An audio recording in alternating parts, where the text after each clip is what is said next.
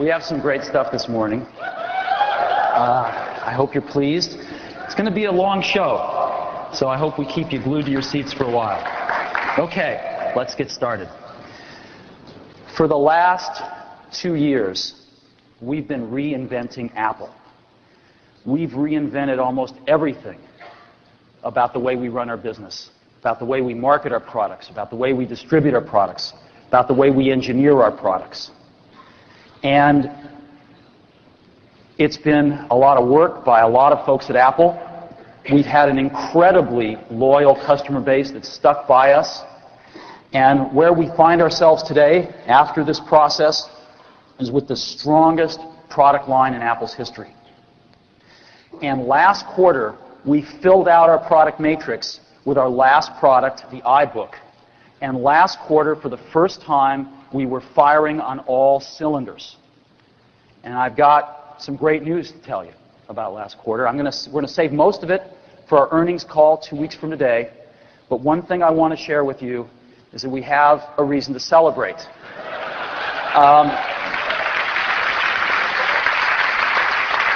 Because last quarter, we sold over 1,350,000 Macintoshes.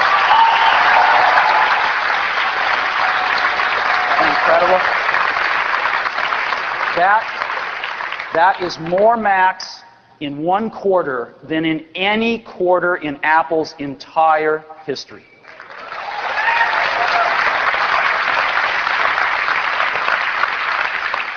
$1,350,000 is one Mac every 6 seconds of every minute, of every hour, of every day in the quarter.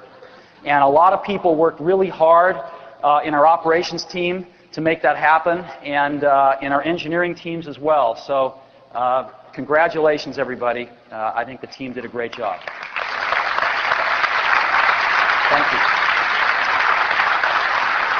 And the greatest thanks go to the Mac community for really believing with us, sticking with us, believing in us, and buying these great new products. So thank you very, very much. So this is our product line today. I just want to review a few things about each product with you. Obviously, our Pro desktop is our Power Mac G4. It's the fastest Macintosh we've ever built. At its heart, it's got a G4 chip with a Velocity engine. The Velocity engine brings supercomputer performance right to the personal computer desktop, and it's incredible.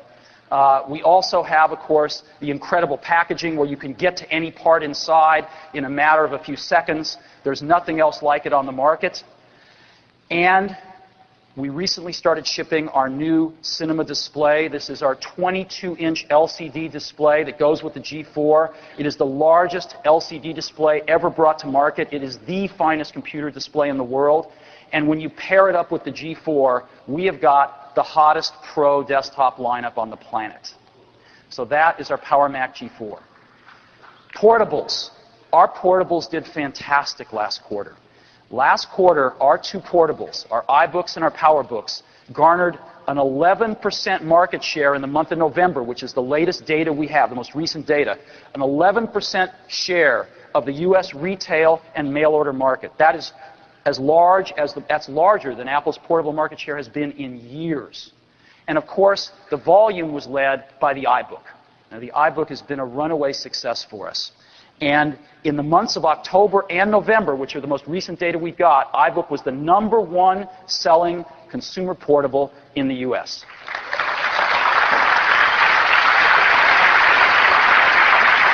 Now, we do a lot of market research to find out who's buying our products and why and what problems they may be having with them. So I've got some to share with you that's really interesting.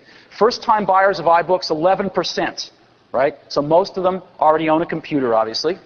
But Wintel switchers, 17%, which means that 28% of iMac buyers are new customers to Apple, which is great. Now, first portable in the home, over half. So we really have built the first true consumer portable. No other portable has statistics like this. The first true consumer portable rather than yesterday's business portable warmed up for consumers. 16% have already installed Airport in the first few months of the life of the product. That's 1 out of every 6 iBook owners is already installed Airport. We're really happy about that. 90% of these folks are on the internet. Again, 1 out of 6 of them wirelessly. 90% on the internet, and 70% have already purchased goods and services over the internet. So we're extraordinarily pleased with these numbers, our first quarter of iBook sales that we have market research on. So iBook has been a huge success. We could not be happier with our portable product line right now. Which brings us to, of course, iMac. The new iMac started shipping last quarter, and these are incredible products. I am so proud of the team that engineered this product. It is phenomenally good. It is one of my favorites. And, of course, they come in the 5 colors, but we also broke it down into 3 product options. The $995 iMac, the $1299 iMac DV, and the $1499 iMac DV Special Edition. And what happened last quarter was the Special Edition was the hit among the 3 hits. And we couldn't even make enough. We shipped a lot of Special Editions, but it wasn't enough. And this product took off like a rocket. We have some market research on the iMacs. Who's buying them? 30% first-time buyers, 14% Wintel switchers, which means that 44% of iMac customers are new customers.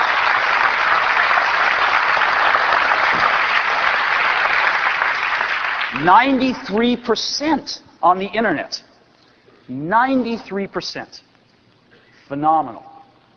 62% of those on the internet got on the first day of buying the product. 57% have purchased on the internet. And this is my favorite of all. What percent of iMac buyers did not seriously consider buying any other computer? 2 out of 3.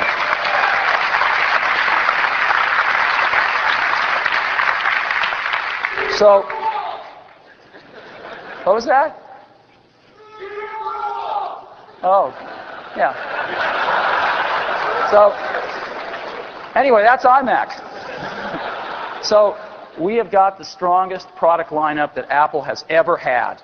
And I want to share with you some cool new peripheral products and software products that are coming out as well. First one is IBM's Via Voice. We now have incredible voice recognition on the Macintosh thanks to IBM Via Voice. It is now shipping. If you haven't tried it, try it. It's great. Another thing that is being announced today is Microsoft's IE5. Oh. Yeah. I heard a few hisses. Au contraire. This thing, they've sped this thing up 50%. It's really fast now. They're shipping it next month, and they've really cleaned up the UI. It's really quite nice. I think it's the best browser on the platform. So go check this out at the booth. It's shipping next month, and it's free. Another thing, AppleWorks 6 we're announcing. AppleWorks 6 has got over 100 new features. It's shipping next month. It's not free. It's $79, but it's pretty good. It also sports a whole new user interface, and it's got presentations in it now as well. This is the #1 selling productivity application package for education. It's been thoroughly updated. Go check it out. It's pretty cool. This thing is really cool. This is a company called Scalar has brought a USB microscope out for the Mac that is phenomenal. It looks like something else, but it's really a microscope. And I have not had a chance to bring one of these home and play with it with my kids, but I think it's going to be one of the coolest peripherals on the Mac. And one last one. This thing is amazing. VST is announcing at the show here a 100-gigabyte portable RAID drive. Okay, this thing's got 4 25-gig drives in it, all FireWire, so they're all hot pluggable. And that little slot at the bottom is where you put a PowerBook battery if you want. Okay, so you can plug it in, or you can use a PowerBook battery to take it on the road with you. 100 gigabytes. I've got one here. That's what it looks like. Isn't that cool?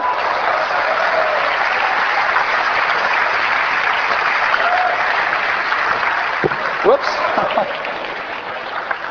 All right. And on the back, all you've got is a switch and 2 FireWire jacks. Right? That's all you have to do is just pop a FireWire jack in, and you're off and running. One last product I brought along. This thing is a scanner from Canon, a brand new scanner.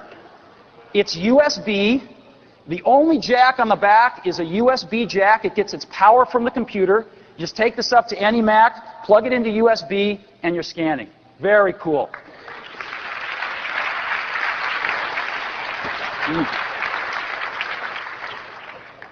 So there's some awesome stuff going on out there to make our Macs even better. But one of the ones I think is the best, of course, is Airport. Airport is a landmark product for us, and we just started shipping it. It's 11 megabits per second without wires. You buy a base station for $299, you buy an Airport card for $99 and throw it in any product we make. It's industry standard, so it works with third-party products as well. And every single computer we make now is Airport ready. You plug it in, and you've got Airport, 11 megabits a second. Up to 10 computers can share one base station. Up to 10 computers can be on the internet simultaneously, and it is a phenomenal product. So I think we believe that Apple is now leading the wireless networking revolution, and we intend to stay in the lead. This is an incredibly strategic product for us.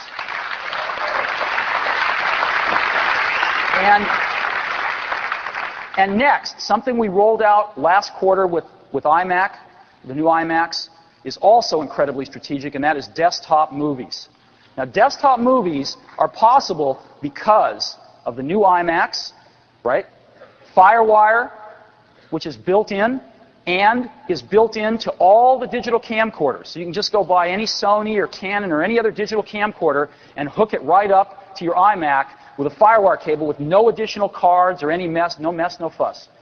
And QuickTime, the QuickTime Foundation in every Mac allowed us to write an application in-house called iMovie, which is a breakthrough application.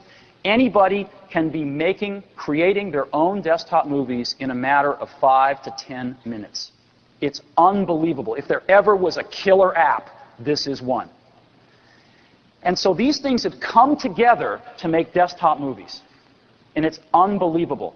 Our research now shows that 10% of the iMac DV customers have already made an iMovie. Remember, it's 90 days old.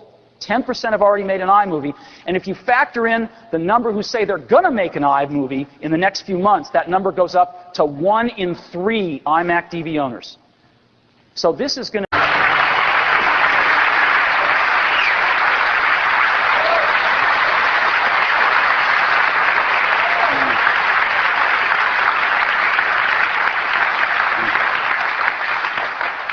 Isn't that great? Anybody with kids understands why you need to get iMovie.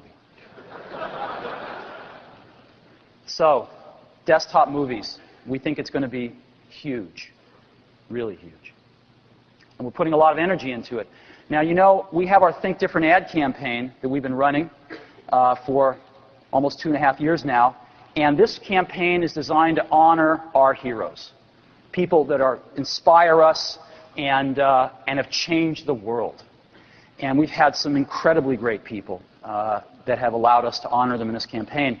And going forward for the next 6 months, we've chosen to actually honor people that tie in with desktop movies. We're going to be honoring film directors. So we're bringing back Alfred Hitchcock, who we've honored before. We're adding to that Charles Chaplin, Frank Capra, who directed It's a Wonderful Life, which I hope many of you saw recently. Stanley Kubrick. And Francis Coppola. So I hope you have a chance to see these on the backs of magazines and on billboards throughout the country. The other thing we've got is we've got some television commercials that try to communicate what iMovie and what desktop movies are all about. And what I'd like to do is actually run 3 commercials right now for you, and I'd love to know, I'm going to do an applause-o-meter after they're all done to see which ones you like the best. Okay, so let's go ahead and run them. Presenting 3 easy steps to making home movies. Step 1, have some fun. Step 2, Connect your digital camcorder. Step 3, well, have more fun. Repeat step 1. Move scenes around. Add titles. Make somebody a star. It's as easy as, well, using an iMac.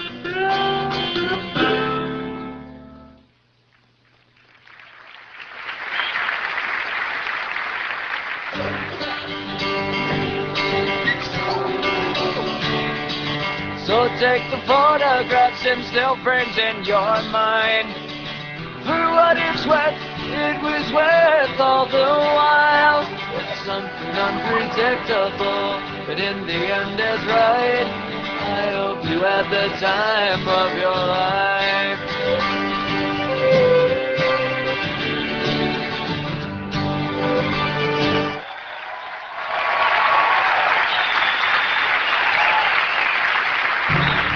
You already know the best actors,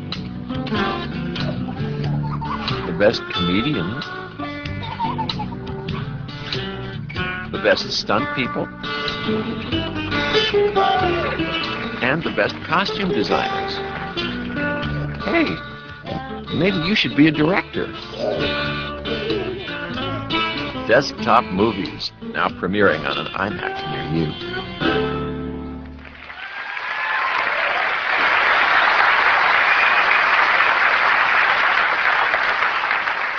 This is the part of the presentation where you get to help us decide how to spend a lot of money. So you can vote for more than one. Applausometer number 1, 3 steps. Okay. Number 2, seen as kids.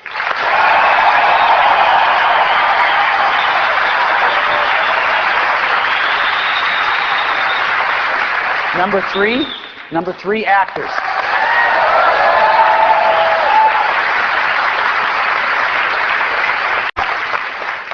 Very helpful, more than you know. Thank you very much.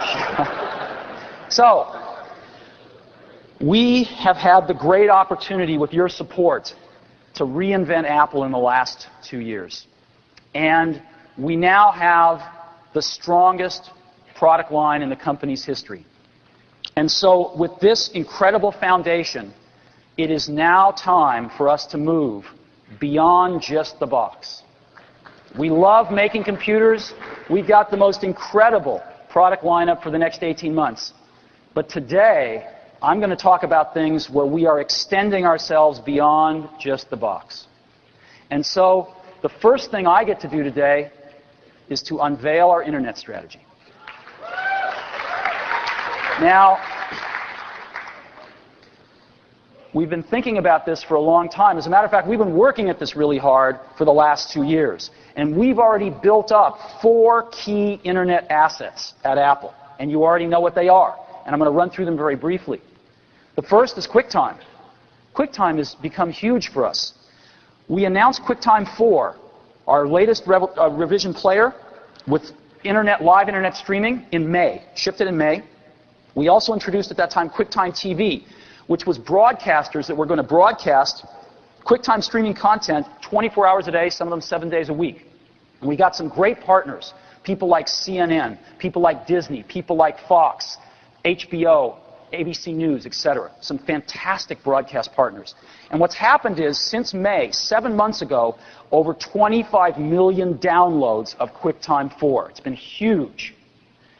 Now, how's it done in the marketplace? Well, Nielsen, one of the most respected market research firms, comes out with net ratings. And their latest, most recent data is for the month of November. Who used which media players in the month of November? Amazing data. The first was Real Networks with their Real player. They had a 53% market share. That's great. They're in number 1 position. Number 2, though, was QuickTime with a 33% share in the month of November. And that handily beat Microsoft's media player with only a 14% share. So what does this mean? What this means is that in 7 short months, QuickTime has vaulted into the number 2 position with a 33% market share. This is phenomenal. There's even more good news. One of the other things they measure is the age of people using these things. And In particular, the percentage of young surfers that's under 21, because these are the people that buy most of the stuff, the music CDs, etc., off the internet. And here, QuickTime came out on top, 30%. Real players looking a little like your father's media player. So, now, we get asked a lot, how are you going to monetize this? You give away the player, you make the server free. Well, that's our strategy. How are you going to make money off this? Well, our answer is simple. First of all, we do sell pro players for $29.99, and we do sell a lot of them, which is great. But another thing that happened to us was, it turns out you can't broadcast all your content from California if you've got people trying to watch it over the internet in New York. It doesn't work. The internet's too busy for video traffic to travel that distance. You've got to broadcast locally to where it's being watched. And so you have to set up servers all around the internet to rebroadcast your content. And we were getting ready to spend a lot of money to go do that, when we heard of this little company out east called Akamai. Right? Never heard of them before. We met with them, and you know what? They had a better technology than we did. And so we decided to throw in with them. We gave them an order. We became their largest customer. And we also invested $12.5 million in them. Never would have heard of these guys had we not been involved with QuickTime, and they probably would have not let us invest. Well, they went public, and our $12.5 billion investment is now worth over $1 billion.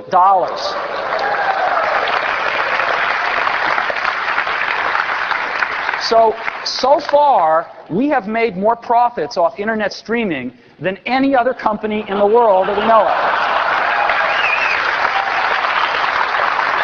So, that's QuickTime. The second is our core OS. We've been adding key internet things into that OS, like Sherlock 2. It's an incredibly powerful internet search engine.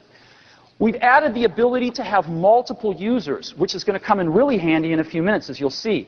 If you have a household with parents and kids, you can set up your Mac so that your kids have a separate environment. They can't get into your folders. When they log in, everybody gets their own browser preference, their own favorites, etc. And you can even log in using a voice password. We've added a keychain where you can put all your internet passwords on this electronic keychain, and when you log in, they're all open for you at once. You don't ever have to type in these 300 passwords that you now do. They'll automatically be sent once you've unlocked your keychain, your single keychain with one login. Auto-updating, so we can update the OS over the internet now, so that you'll never have an out-of-date OS. Since we released OS 9 in the last 2 months of selling it, both as an upgrade and on our computers, over 1 million copies in the last 60 days. So this has been extremely well received. And that's our second internet asset. Our third one might surprise you. It's Apple.com, our website. Our website is now getting 1.5 million visitors each day and 9.5 million visitors each week. This is phenomenal. And it's an incredible asset that we have that we'll talk more about in just a minute. And the last of the four is a part of Apple.com that I want to highlight specifically, which is the Apple Online Store. The Apple Online Store was new for us. It opened in November of '97, about 2 years ago.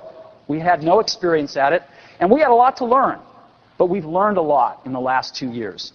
And I can report to you now that the Apple Online Store is a big success. We are running now at the annualized sales rate of over $1 billion on the Apple Store. Last quarter, the holiday quarter, we did over $300 million on the Apple Store. We're extremely pleased with this. And the entire Apple Store runs on Apple technology. It runs on WebObjects running on Mac OS X server. So we really do eat our own dog food at Apple. So we've got these four foundation internet assets. Let's build on them. So let's get started. We start with Apple.com because we're getting almost 10 million viewers each week.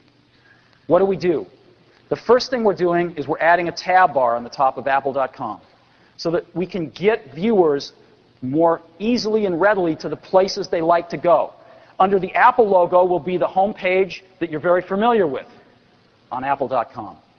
But we've elevated the store to a tab right next to it, as well as QuickTime and support.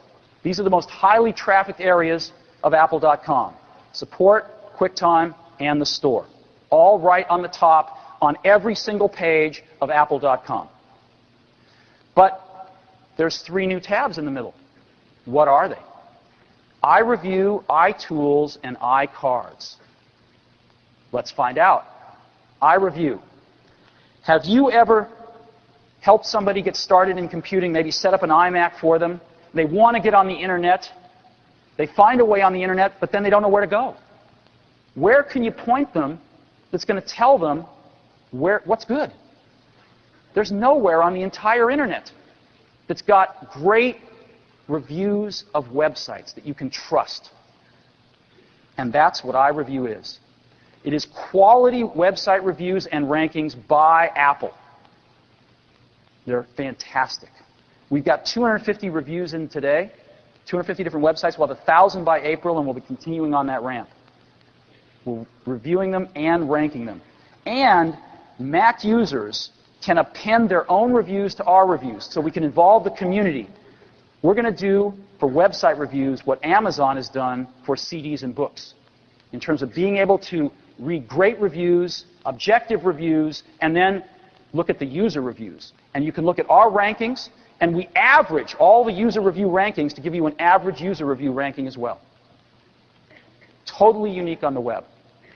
And we think it's going to be very hot. Not just for beginners, but actually for all of us, because we're all looking for websites in a category that we know nothing about. We need a trusted advisor. And that's what iReview, we hope, will be. The second big thing we're adding is iCards. What is iCards? It is the Apple of Internet greeting cards. Right? Greeting cards are one of the most popular things people do on the Internet. Now, what does the Apple of Internet greeting cards mean? Well, let's look at the other guys for a minute. This is taken right off the most popular greeting card site on the Internet. I won't name names. But, you know, they spared no expense. They used several colors. It's incredible. And here's another one. You know, may your new year be something. Here's a third. Happy New Year. Now, these things make me slightly embarrassed to be a human. We can do better than this. So what does it mean to be the Apple of Internet greeting card sites? Well, we have gone out and licensed some great artwork.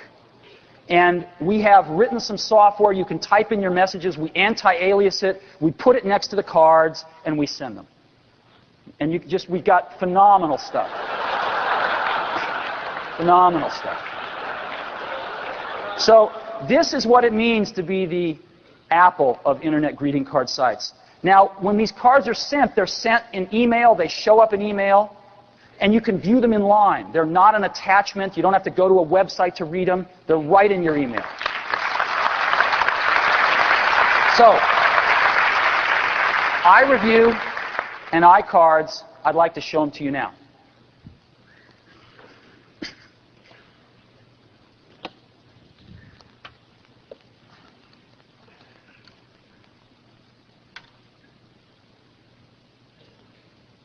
Here is the new Apple.com right here.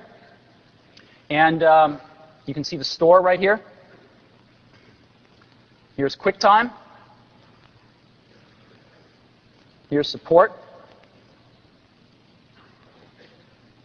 It's all right there. You can just, it's really fantastic. You know, back to the home page here. Look at all these subheads we've got. We've got hot news right here. Submenu. We've got hardware. Much easier to find things now, software, etc. So let me go to iReview. This is iReview. Boom. We've got 15 different categories that these reviews are in. We've got some featured reviews, and we have the most popular reviews, which is updated constantly, showing what our viewers are doing and which ones they're looking at. So let's go to movies. When you go into a category, you'll see all the reviews in that category, right? There they are. Just bump up the size a little bit. And you can see the stars. Here's a whole line of them here, right? Boom. And you can go to any one of these places if you want to. Let me go to a few others here. just to show you what the different sections look like. Each one has a theme. Right? Let me go to news here as an example. And again, there's 14 different reviews for different news sites. I love the New York Times. Let's go see what they've got here. So again, here's what a specific review looks like. Overall rating up there. Average member rating, you see right there. So they get 4 stars for an average member rating. I can bump this up a little bit here. You can read the review. And at the bottom, there are 2 buttons. Take me to the site and submit a review. So, and I can, by the way, I can sort these different reviews. Here's the member reviews, right? A bunch of different ones down here. And so let's go ahead and go to that site. Take a second. We're going to the New York Times site right now. So this is the New York Times for today. And here we are. You can see that. And we can actually review this site if we want to. So I can say review this site, and I get this. You know, is it a dud, ho-hum, good, very good? I think it's outstanding. I love the New York Times. You can write a summary. You can fill out a few other things, and you can just submit your review. Isn't that great? And when you're done, you can just return to other review. Very simple. Very, very simple. And again, you can go to any one of these categories. Here's another one, sports. All of these sites you can sort by rating or site name or the date they were submitted. You know. Let me go back. There's one more I want to show you here. Games is a great one. And just to show you that we don't love everything, you know, we do have some negative reviews in here. Here's one for Happy Puppy you can read. You know, Happy Puppy's long been a popular source for gaming information for both PC and console platforms, but frankly, its Mac section is worse than mediocre. And we're very blunt about these things. So, I know. It's so this is iReview. And there's nothing like it on the internet. It's open to anybody who wants to come to our site. We think it's going to be a boon to beginners and people getting on the internet in the early stages. But actually, even for a lot of us that surf all the time, we think it's going to be a tremendous resource. So secondly, iCards. The Apple of greeting cards. So here's iCards. Here are the different categories of cards that we have, right here. And so let's take a look at some of them. Let's go into birthday. Whoops.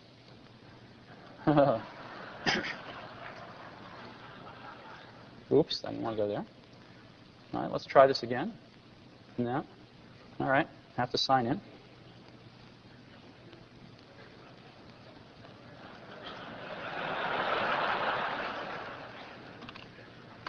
That should give me it. No, I want to go here. All right, let's try again. Eddie, just refresh? Okay. I'm refreshing. All right, there we go. So, no? Golly, golly, golly, golly. All right. Refresh right here. Got it. All right. Here's some birthday cards as an example. And I just click on one of these things, and boom. I have the opportunity to see the card. I can edit it, do whatever I want. And so let me go back again. Back to categories. I'm going to go in Fine Art. And I'll pick a card, one of the ones I showed you here. And so I want to edit this card. All I do is click on this thing. And I'll go ahead and leave it in Comic Sans. And I'm going to write this here. And I'm going to send it to my wife.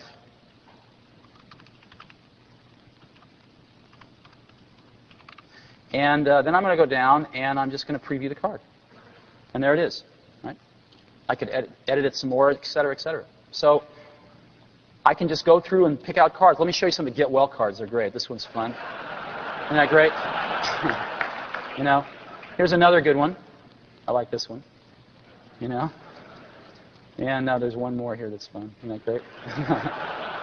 And let me show you just a few more here.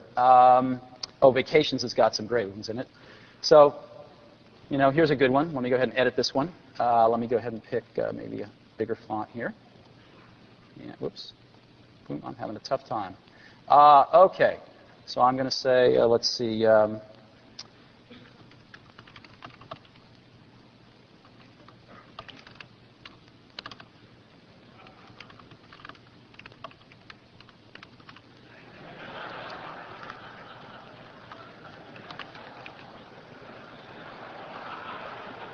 Okay, and I'll send this to Avi. And I have to put in Macworld.com. Let's go ahead and preview it here. What? Give me a break. Oh. Well, you get the idea. Yeah. Woo. Few little bugs to work out. All right, just going to refresh this for the heck of it. And I just wanted to show you one more that was really fun here. We've got vacation cards for any place you'd like to go on the planet, the Great Wall, Moscow, the Taj Mahal, you name it. But I like Venice here, and I just wanted to edit this one. I thought this one was a great one.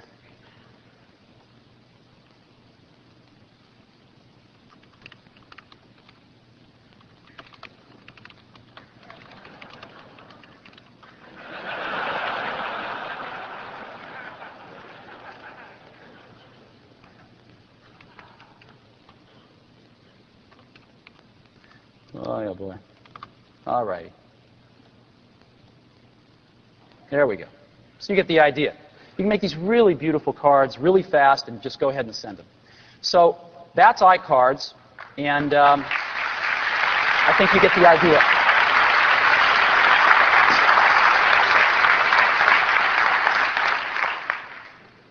So we've got iReview, I think, going to be one of the great resources for not only the Mac community, but everybody on the web to find out about great websites.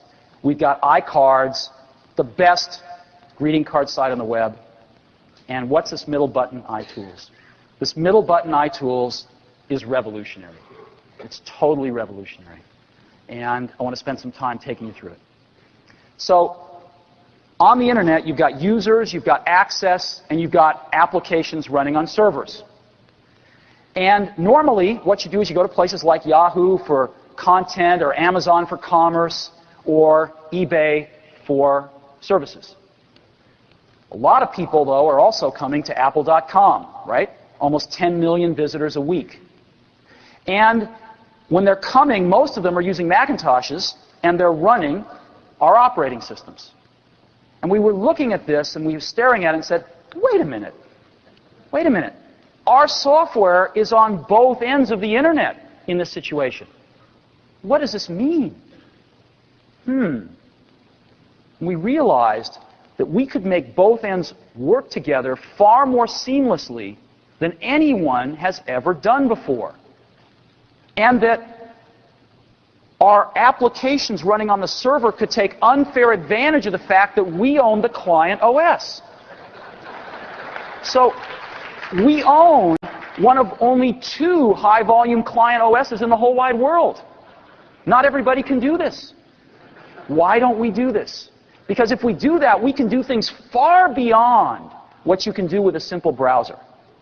Far beyond what a browser can do. We can create an entirely new class of internet services called iTools. And that's what iTools is. It's a new class of internet services from Apple created exclusively for Macintosh users. So, let's take a look at what it is. Let's take a look at what it is.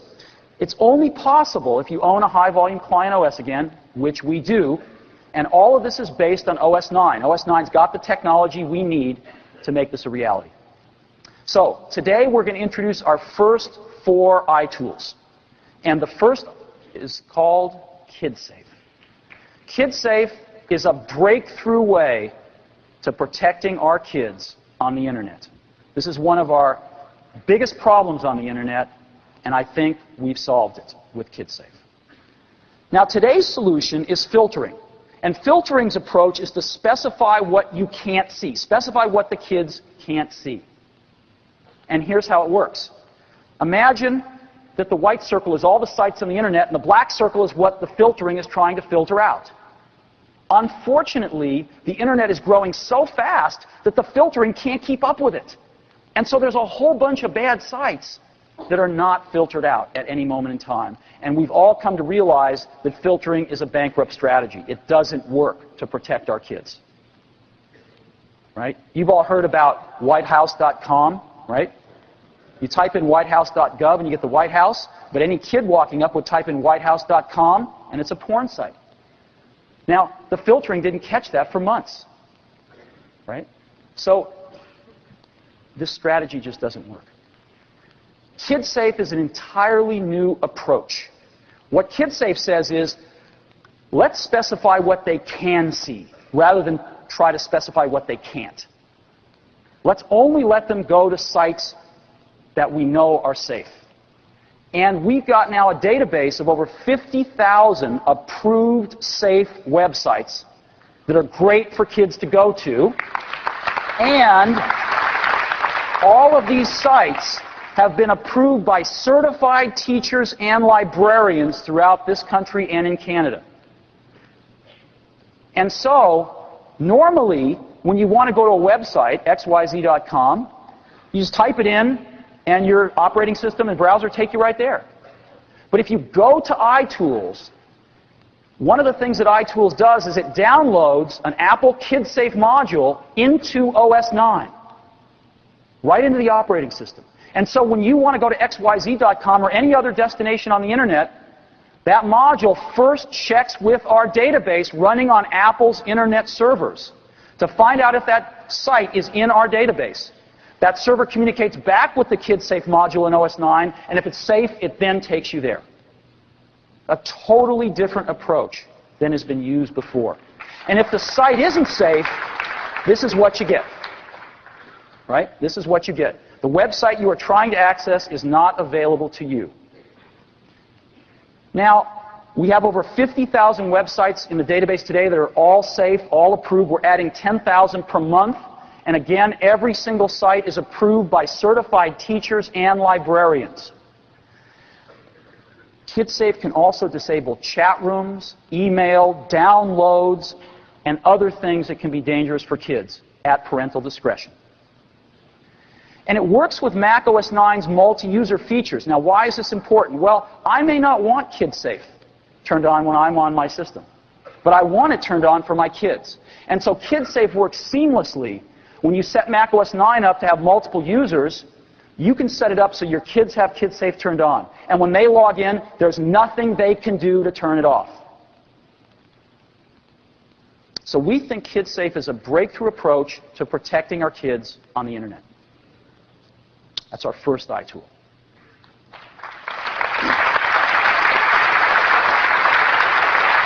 Our second iTool, Mail. Apple is going to run its own mail for Macintosh users. And we wanted to get a great domain name, a great email address for all of our users. And we found a really good one. What is it? Mac.com. So today we're unveiling Mac.com, industrial strength email for Macintosh users. It's run by Apple, so it's reliable, private, and secure. And it works with all POP email clients, so it works with Outlook Express, Netscape Navigator, Eudora. It works with all the popular email clients out there. It's got a lot of convenient features. If you're going on vacation, you can just go and say, I want an auto-reply, and type in the message, and the server will handle that for you. You can forward mail to other email addresses. It's all very simple. And again, this is what that looks like. You just go onto the website and do it right on a web page. And naturally, with any new great internet address in town, there's going to be a gold rush for names. So if you want to get on Mac.com, I'd suggest you go lock up the name you'd like. There are some advantages to being the interim CEO. So if you try to get Steve, you might find it's already taken. So this is our second iTool, email. And when you get your email account, you can send out an iCard to all your friends telling them that you now have a new email address. So our second iTool, Mac.com.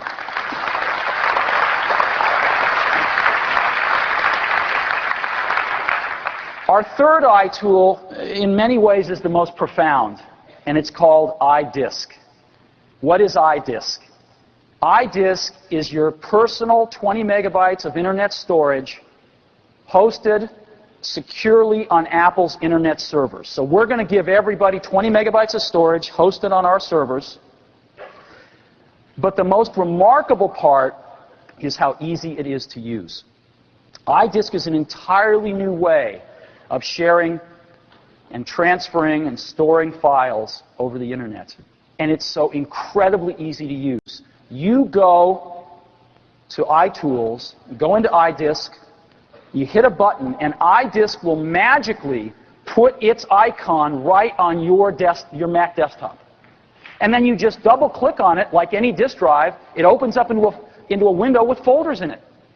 And anything you drag and drop into those folders is automatically transferred over the internet to our internet servers.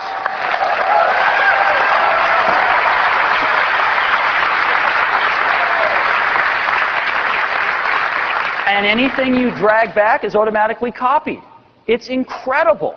And so, as an example, again, you get this downloaded onto your desktop, just drag and drop, and you're dragging and dropping things off of our internet server, all over the internet, all really simple. So what does this mean? It means when you're at work, you can go to iTools, click a button, get an iDisk on your Mac's desktop, drag some work into it, shut down your Mac, go home, go into iTools from your home system, click the button, get an iTools disk on your home desktop, drag some stuff out, and you just move some stuff from work to home.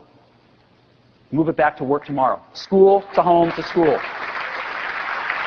And there's a public folder in your iDisk.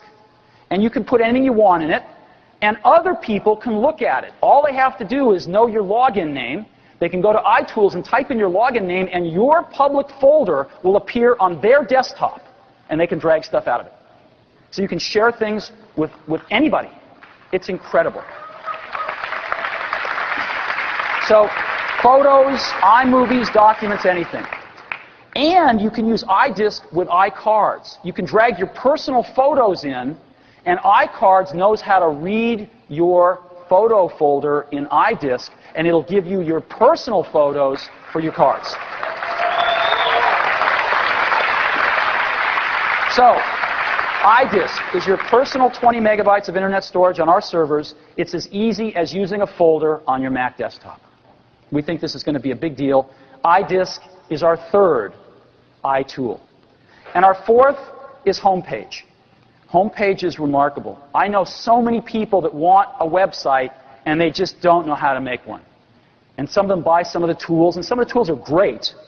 Macromedia, Adobe, those just got to make great tools, but they're just over the heads of a lot of people. So Homepage is a way to build your personal website in less than 10 minutes. And we are hosting them on our internet servers. So you can put electronic photo albums, you can have iMovies, resumes, birth announcements, anything you want. And again, you can use iDisk to import the content from your Mac. So you want to put photos in your website, just drag them into your Photos folder, and Homepage knows how to go look there. Same with iMovies. And again, your website's hosted on our internet servers, so it's available to everybody 24/7. And you can update it as often as you like. You get an iCard to send out when you get your website done. And that is the fourth of our iTools. And now I'd like to show them to you.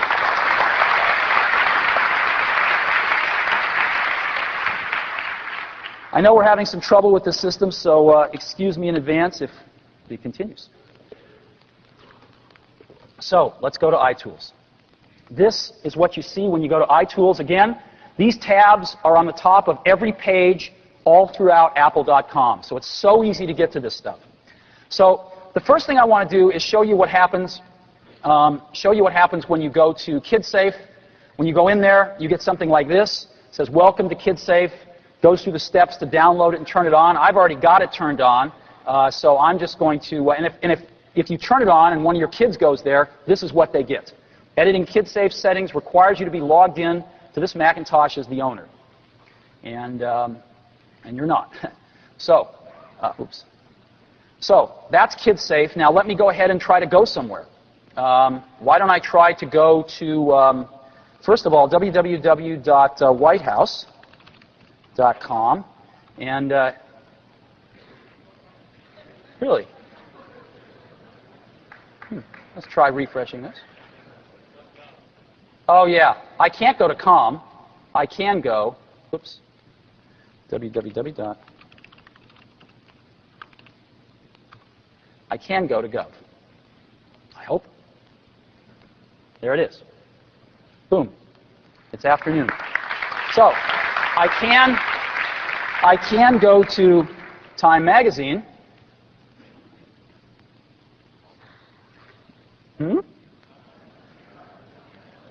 Let's try CNN. I should be able to go to Time. I can go to CNN, right? I cannot go to Playboy, right? But let me show you something even more incredible. I'm going to bring up Sherlock. Now, Sherlock, we've added a kid-safe channel, so if you're kid-safe, all the other channels are pretty much removed for you, and you have a kid-safe channel. Now, one of the problems with filtering, again, is that it filters out everything. It's indiscriminate. So as an example, the word sex, it will filter out everywhere. And yet there are things about sex that I want our kids to know. So I can type in sex to Sherlock, and there's a lot of kid-safe sites that will permit that word because they are kid-safe sites. Life expectancy calculator, basic genetics, etc., etc. Right? And I can go to one of them as an example and go to basic genetics. Now, this happens to be a site that I want my kids to see. Right? And yet it filters out all of the sites that you might imagine have to do with sex that you don't want your kids to see. So this is kid safe.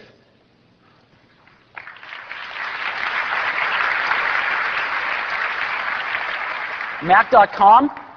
This is Mac.com. Again, we can forward email. We can set an auto-reply right from the server if we want to set an auto-reply message here. Very easy to do. You don't have to futz around with your client. Really great email service. Now let me go show you iDisk. This is iDisk. I think it's really revolutionary. And all you have to do is this. You just go here and say, open my iDisk. Wait a second or two, and there it is. The iDisk just popped up on my desk right there. And let me go ahead and open it up. And here's my folders. Documents, pictures, movies, public, and sites. Right? And I can go into pictures if I want, and there's nothing there. I happen to have some pictures, some holiday pictures. Let me just go ahead and drag them in. And I just literally drag them in and drop them, and it's going to copy them in there. It's actually copying them over the internet right now to our internet servers. And it's just like copying files from any folder in a Mac to another folder in a Mac. It's very, very simple.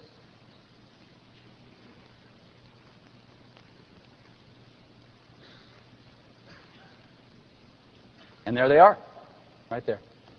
And so those are now stored securely on Apple's internet servers. Now, I can do something else pretty cool with iDisk. I can actually go look at somebody else's stuff in their public folder only. I can't see their private stuff, but I can see what they put in their public folder. So I'm going to go to Phil's public folder, and Phil is Phil S. So I just type in Phil S because that's his login name. He's told me that. And I say open public folder. And what that's going to do now is put Phil's public folder iDisk right on my desktop. And I can go inside there. And now Phil's a product geek. He loves products. So he's got some product photographs in here of all of our products. And I can just click on them and look at them. Right? And again, these are loading right off Apple's internet server. I can even look at a QuickTime streaming movie that he has put in his public folder. So let me click on this. And it comes up, and I can say, OK, show me this. Aerodynamic design. So Phil has dragged this movie into his public folder, and I'm looking at it from anywhere else by mounting his public folder on my desktop. Pretty cool, huh? Standard built-in DVD. And of course, tinted roof. Now, let me do something else here. Let me go to iCards, if it'll let me in. And let me go to Create Your Own. No, it's not going to let me in. OK. So anyway, I could actually go to iCards and take some of those photos that I had and make my own card with it. It's very, very cool. So now I'm going to go to Homepage, our fourth iTool. And here's homepage. It's 3 steps to make your own website. So we're just going to make a website now, if that's okay. So what I'm going to do is I'm going to say, well, here's the things I can put in my website. Photo albums, iMovie theaters, invites, announcements, resumes. So I'm going to say, I want to make a photo album. And I can automatically make a photo album by pushing one button. It's going to go to my iDisk Pictures folder, grab all the pictures in there, and make a website page automatically for me. So let's have it do that. There it is. And this is my template here. And those are all the photos I had dragged into my iDisk. Right? And I can say, well, let's go ahead and remove this one. And let's say I want to make a new title here. So I will say, whoops. What's going on here? Let's say how about Rocky Mountain Vacation? And we'll apply that. And a subtitle here, let's say, boy, did we have fun. And I'll just get rid of the rest of the stuff here. Boom. And apply that. And let's say I want to call this page Photo Album. And all I have to do now that I've taken out a picture and changed a few things, is say Publish this. And this is now published on Apple's web server as your personal web page. It gives you the URL, and I can go see it. And this is it right here. There it is. And I can click on one of these. See the photos? Click on any one of these, get a blow up of the photo. Anybody can do this now from any browser in the world. This is all published on the website. Except for that one. Okay. So you get the general idea. Pretty cool, huh? All righty. So now I can go back to home. I've done that. And what I want to do now is add another page to my website. So I want to add an iMovie theater. Now I actually have, I'll go back, I actually have a movie in my iDisk, right, that I put in my iDisk. And so when I click iMovie Theater, I think I've got 2 of them in there. I say I want to edit this, and it'll show me the movies I've got, right? So I've got Cena's movie in there, and I say Apply. And so now I've got Cena's movie here, and I'm going to say edit the title, and I'll say Cena's movie, let's say. Or I'll just say Our Kids, right? Our Kids, apply that. And I'm not going to bother editing this other thing, and so now I can just say Publish this. And I can go back to my page now, and I've got my photo album here, which is what I had before, but now I've got my movie theater too, and this is my QuickTime movie theater, and I can streaming QuickTime. Anybody on the web can come see this.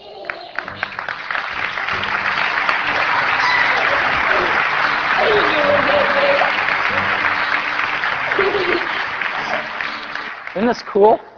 And you can go back and edit this as much as you want, anytime. So we think this is going to be a really, really big deal. And we're really thrilled about it. So that's Homepage Builder, iDisk, KidSafe, and Mac.com.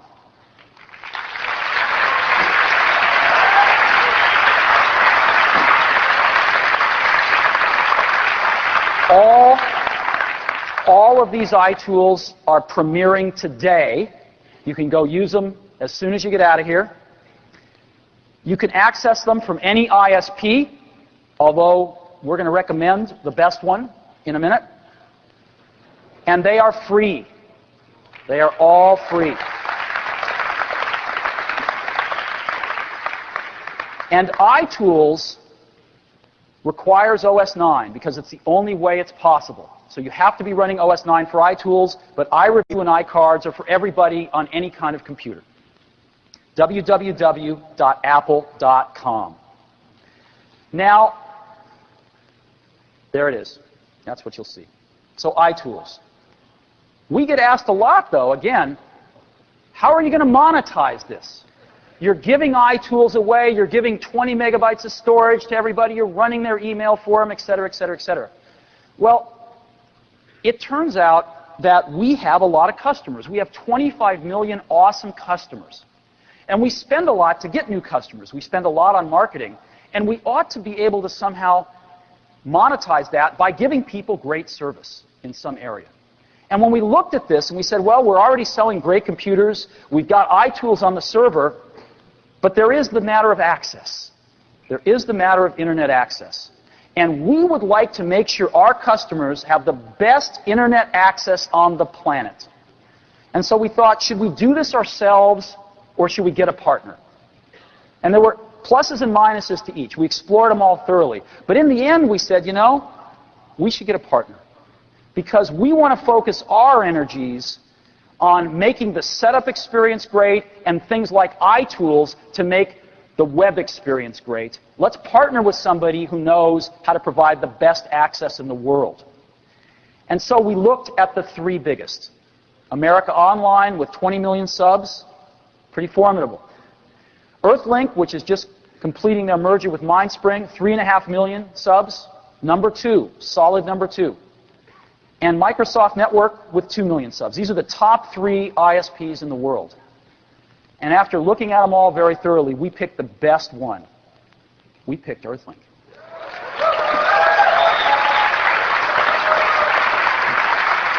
We've had the opportunity, we've been working with Earthlink for over 2 years now, and these guys are great because they are passionate about providing the best ISP service in the world to Mac customers.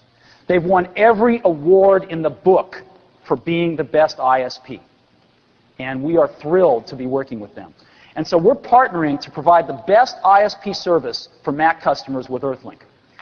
Earthlink is going to bring the best access, the best support, all the infrastructure like billing. We're bringing email from iTools and all the rest of the iTools and the start page that we're going to work together on. And this is a multi-year deal for Earthlink to be Apple's ISP partner. They're going to be the default ISP on every computer we ship out, and we are going to be working together with them to make the experience of using a Mac and internet access seamless, way beyond anything else out there. And Apple profits from every new Earthlink Mac customer.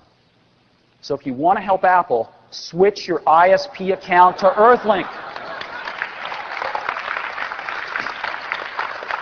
And we will, in turn, take those funds and invest them in even more R&D to make great products for you.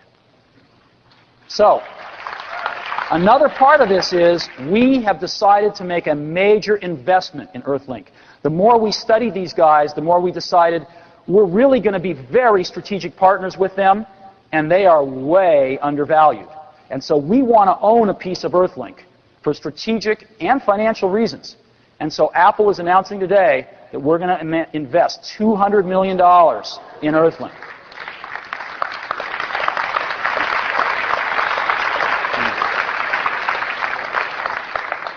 So it's my pleasure to invite the CEO of Earthlink, Gary Betty, up on stage. I'd like you to meet him. He's going to be a big part of our future. Gary, come on up.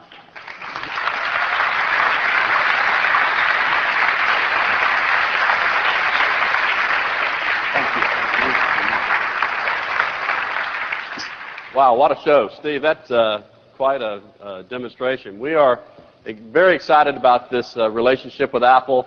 Earthlink was founded in 1984 by Sky Dayton. He actually created a software product for the Mac. We didn't have our first Windows software package until about 17 months after the company provisioned its first account. So Macintosh has always been near and dear to our heart.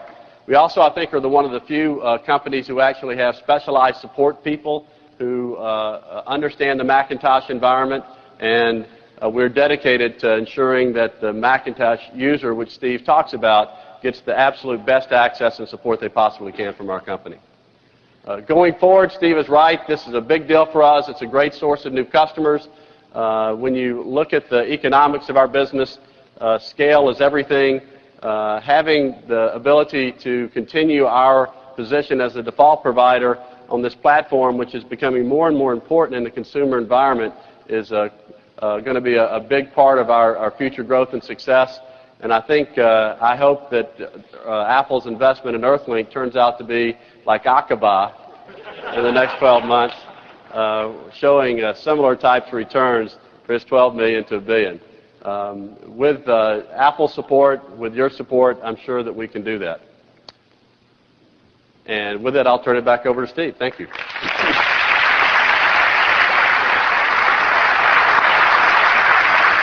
So, we're going to be doing a lot of great stuff together, and we're very excited about this. So, again, Apple profits from every new Earthlink Mac customer. Tell your friends. And because of this, we believe Apple will be one of the 10 most profitable internet companies in the next few years. We're pretty excited about this, and it's a way for us to monetize the fact that we put all of this engineering into making getting on the internet so easy, so we can again take that money and plow it into making even better products for everybody. So that's clearly we are moving to extend ourselves beyond the box. With our 4 foundation products, or foundation internet assets, leveraging off Apple.com with almost 10 million viewers a week, adding a much better way to navigate, bringing the store up to the top level, QuickTime and support up to the top level, adding 3 major new areas, iReview, iTools, and iCards. iReview, the finest place to go find out where to go on the internet. iCards, the Apple of greeting card sites, and iTools, revolutionary tools which are only possible because we take advantage of the fact that we own the client OS to create an entirely new class of internet services available exclusively to Mac users, and our deal with Earthlink to provide the best access in the world. So we are clearly moving beyond the box.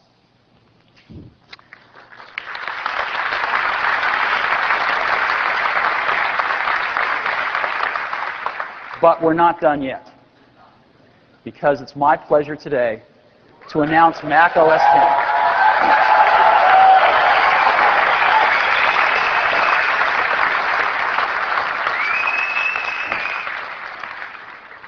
This is, I hope, also going to blow you away.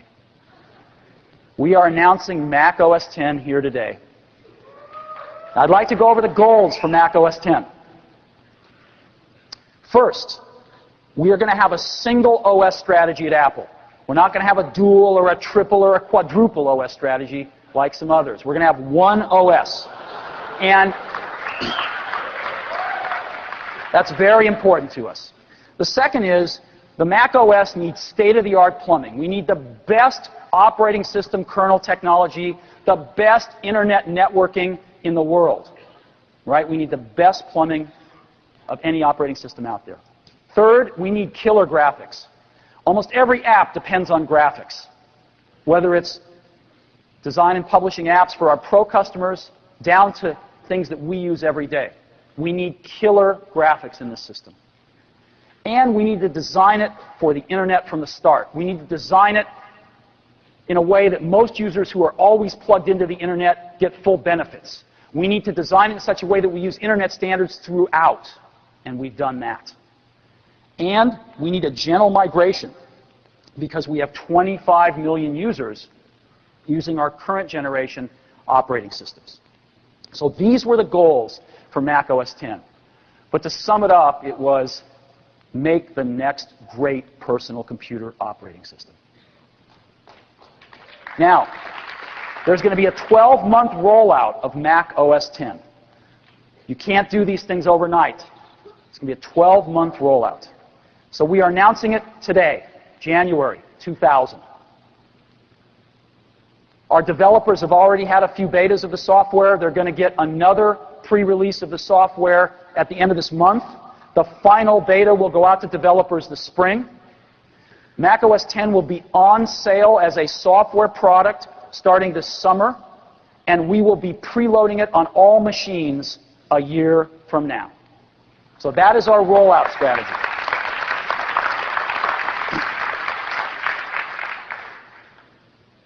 Now I'd like to go through the architecture of Mac OS X with you. To start off with, we need a kernel. And that kernel we call Darwin. Darwin's amazing. It's a super modern kernel. And it's got protected memory, preemptive multitasking, modern networking, all the things you'd expect, done in a very elegant way. And it's very Linux-like, very much so. It's got free BSD Unix, which is the same as Linux. So it looks almost the same to developers. It's got a mock microkernel, and it's completely open source. You can go to Apple's website today and download it, as 75,000 people already have. It's completely open source, and we're getting a lot of help from the Mac community to make it better and better and better. So we're extremely excited about Darwin. The next layer on top of Darwin is killer graphics. We've got 3 components. Our 2D, which is Quartz, our 3D, which is OpenGL, and our media layer, which is QuickTime. And they're all seamlessly integrated right into the operating system. So let's take a look at Quartz. Quartz is PDF-based. What does that mean? You know when you go to the web and you see PDF documents, you read them with Acrobat, this great technology invented by Adobe? Well, that technology is now at the core of Mac OS X's graphics. So you can image PDFs instantly. We have on-the-fly PDF rendering, anti-aliasing, and compositing, which will blow you away, built at the core of the OS. So now all applications get this for free. And we have built-in transparency into the model. And I'll show you that in a few minutes. Our OpenGL 3D standard is the most widely supported 3D standard in the industry. It's very advanced, and we have full hardware support for it, built in, again, to the core of the operating system. And obviously, QuickTime for digital video and audio, live internet streaming, internet standard, 33% market share, built into the core of the OS. So those are our killer graphics. The next layer are our APIs, the things that our developers program to. And there are 3 of them in Mac OS X: Classic, Carbon, and Cocoa. Classic, and the reason for this is to provide a gentle migration for people from the left to the right over time. Mac OS 9. Classic runs Mac OS 9 apps as is, without modification. So you can run your Mac OS 9 apps right on Mac OS X. You do not get all of the new features, however, because it's impossible to do technically. But they all run, and they run well. Carbonized apps get the new features. Now, what's a carbonized app? It's something that takes a developer a few months, 1 to 3 months, to carbonize their app to get it ready for OS X, and all of a sudden it springs to life with all of the new features of OS X. And the third API is Cocoa. It's completely different. It's fully object-oriented. You can write applications in Java or other object-oriented languages and get all of those benefits. So developers can choose any one of these they want. They can run the existing apps in Classic. They can spend a very short amount of time carbonizing their app to get all the new features, which we think everybody will. Or for new applications, they can write them in Cocoa and get all of the benefits of Apple's incredibly advanced object-oriented technology. So that is the API layer. So this is the architecture. Except there's one more thing.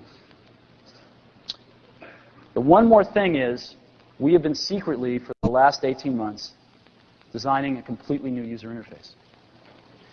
And that new user interface builds on Apple's legacy and carries it into the next century. And we call that new user interface Aqua, because it's liquid.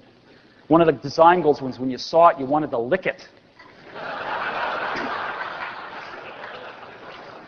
And so we call it Aqua, and this is the architecture for Mac OS X.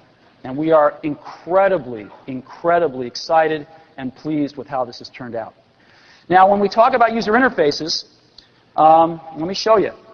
This is it. No.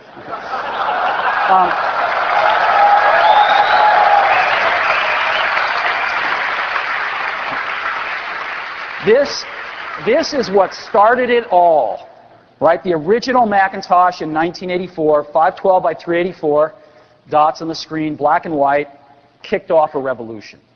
And we saw others follow in the late 80s. This was Windows 3.1 in the late 80s. And Apple followed up in the mid-90s with the current user interface called Platinum, still the best thing out there. And then this is Windows 98, which obviously came out in 98. So these are the user interfaces out there. They're all credible. They all work. How do we take this to the next level?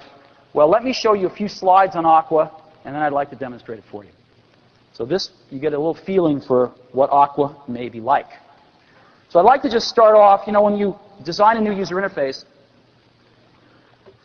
you have to start off humbly. You have to start off saying, what are the simplest elements in it? What does a button look like? And you spend months working on a button. That's a button in Aqua. This is what radio buttons look like. Simple things.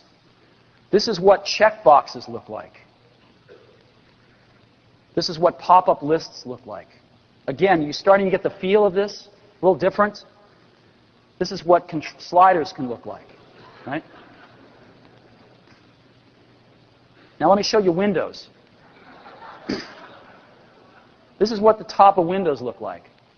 These three buttons look like a traffic signal, don't they?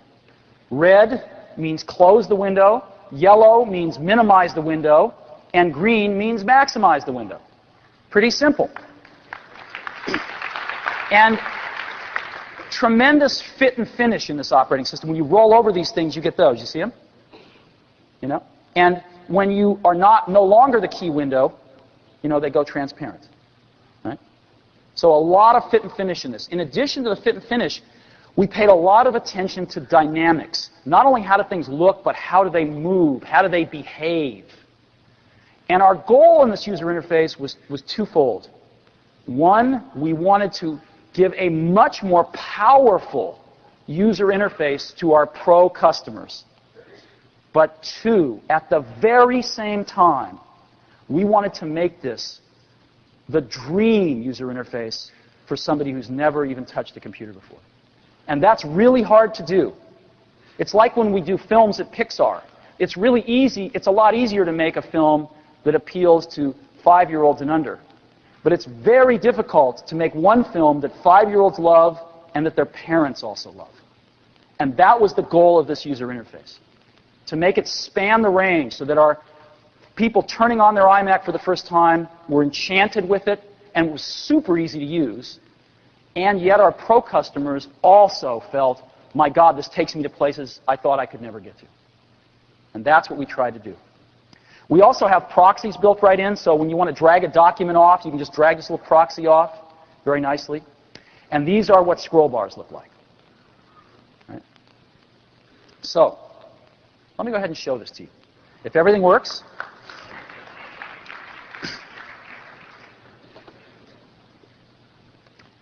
this is, very few people have seen this until today. We've kept this very secret, and it's my pleasure to show it to you now. So, let me first show you what a control panel looks like, just some controls. So I'll just open one of these preferences control panels. This is sound. Again, you can see what sliders look like here, pop-up lists, checkboxes, radio buttons, checkboxes. Now, one of the things we didn't want to do was to put a big black circle around the button that gets activated when you hit return. So what did we do? We're using the fact that, we have a gigaflop sitting here. Maybe we can do something with it. And so very gently, we just dim and brighten the button to say, hey, this is the one that's going to get activated if you hit return, and clean up the user interface. Let me just show you another one here real quick. Another preference panel. And so we think these look a little bit better than the current system does here. Same sort of thing, right? Very, very simple. So those are some panels. Now I'd like to show you some windows. This is a window here. And notice when I drag the windows around, it drags the contents around. It also does that on resizing. You notice this?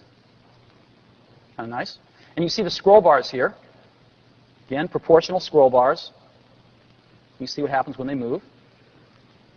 They come and go as necessary. And you can see our 3 buttons at the top here, right? So put the window away, etc. And you'll also notice, let me bring up another one here. You'll also notice that the windows have wonderful shadows on them. Can you see the shadows on the right of this window? Maybe if I bring up a text document, you can see it even better against white. You see that against the white there? Right? See that? Very, very subtle, very nice. And windows don't even need to be the activated window to put them away. These controls, I can roll over and just put this thing away. Right? Very nice. So now what I'm going to do is show you an incredible thing that some of our geniuses came up with. You know, in Mac OS, we'll touch upon this a lot, Mac OS generates a ton of windows, and you get to be the janitor and clean them all up. And one of the most annoying is panels, right? Like a save panel.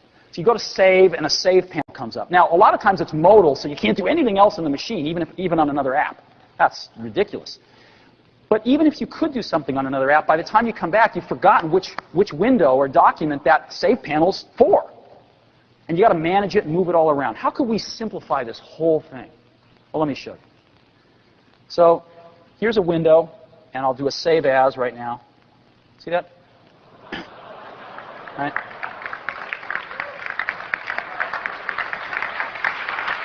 Simple.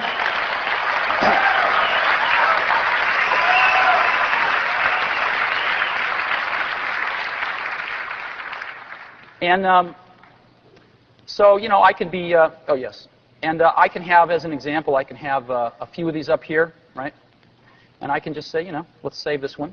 And it's very clear, you know, what that pertains to. I can go do something else if I want to.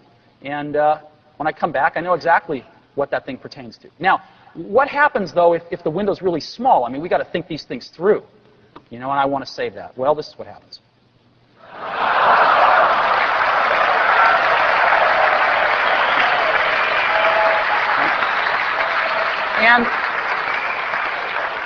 And what happens now? What happens if this thing's up against the side and I hit save as? Well, that's what happens. Just puts it back when you're done. Now, let me show you something else that's cool. You'll notice that the save panel looks a little different than you've seen before. It actually is very simple. You might be able to understand it. And so you could type something in here, and you have this pop-up list, which has your favorite places, which you get to manage what's in there, and your recent places you save stuff. And so most of the time, 99% of the time, when you want to save something, you just pick somewhere like Documents and go save. Pretty simple, huh? But if a place that you want to save something isn't there, you just hit this button, and you get a full browser here. And so if you know your network, you can just go around your network, you know, pick wherever you want. Right? Boom, boom. Wherever you'd like to save it, or just hide that. Very, very simple. Very, very simple. Make sense? Right.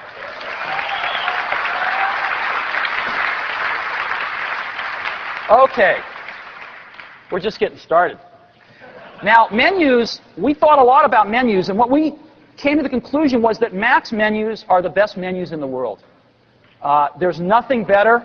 They work great. There's 25 million people that know how to use them, and they're wonderful. So let's just do a great implementation of pull-down menus. You'll see that they actually fade out like this. Very nice. But you'll also notice that they're actually semi-transparent, too, except for the text. Isn't that cool? Let me just give you another example of that. See that? Pretty cool, huh? So, what else do I want to show you on menus? That's pretty much it for menus. So now what I'd like to do is go into a topic that I think a lot of the developers were worried about, which is the Finder. Were we going to make a radically new Finder? The answer to that is yes and no. The Mac Finder was a brilliant invention and is a great way to store documents. And nobody's invented anything better, but we can do a better implementation of it that does a lot more for you.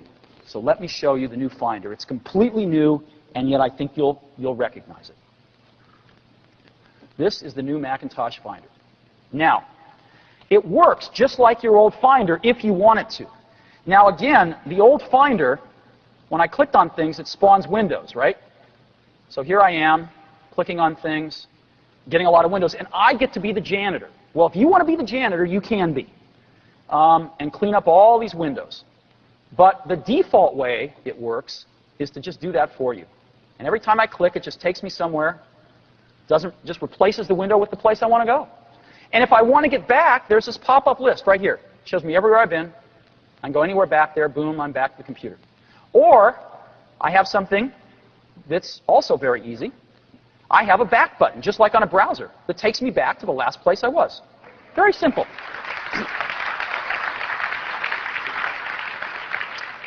We also have a search field where you can type in anything and find documents by both name and content almost instantly. So it's really easy to find stuff. It's really easy to navigate. Now, let me show you some things we've added to make it even easier to navigate. We have icon view here, right? So I can go into here and go into documents and follow it down that way. Or, of course, I have list view, which you're all familiar with, right? But we've added another view called browser view, which lets me see my whole tree here, everywhere I've been, all the way back, every choice I've made. And you can click between these views so easily, right? Now, in browser view, there's another fun thing, which is if you click on one of these, we've added a preview mode. And so I can preview any kind of documents right here just by clicking on them. As a matter of fact, I can even preview QuickTime movies. Pretty cool.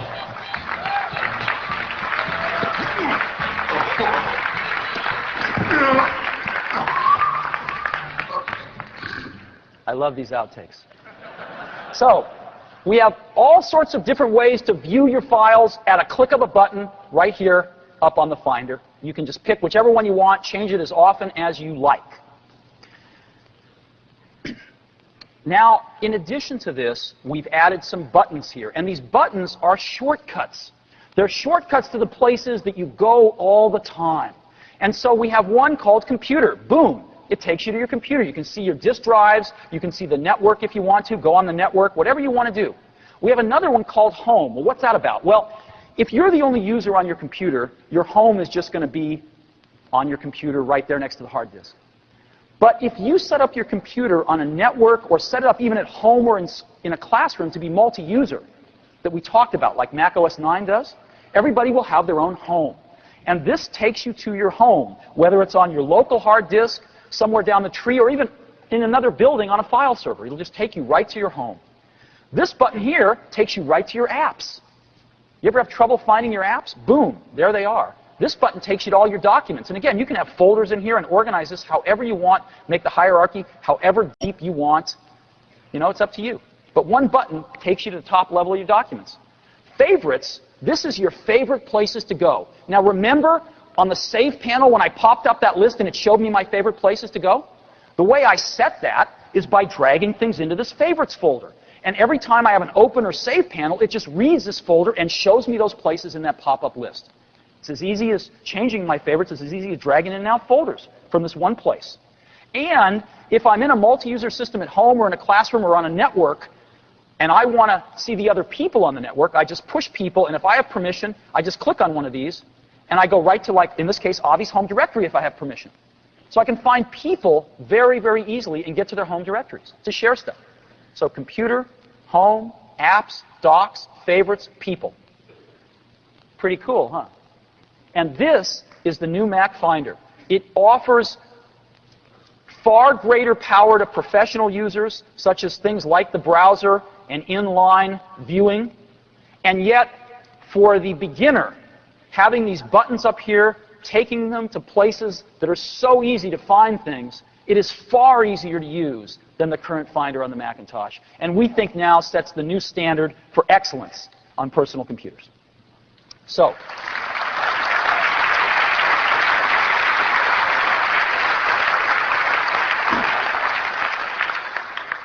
remember I told you we had 3 APIs. We have Classic that runs existing Mac OS 9 apps without modification. We have Carbon, which allows the developers to tune up their Mac apps really fast and get all the features of 10. And then we have our very advanced object-oriented APIs, Cocoa, which lets you write apps in 1/10 of the time. I'm going to show you apps from each one of those right now. So first, let's begin with a Classic app. So I just go to my Docs folder, and I've got one here. I've got an Excel spreadsheet. I just click on it.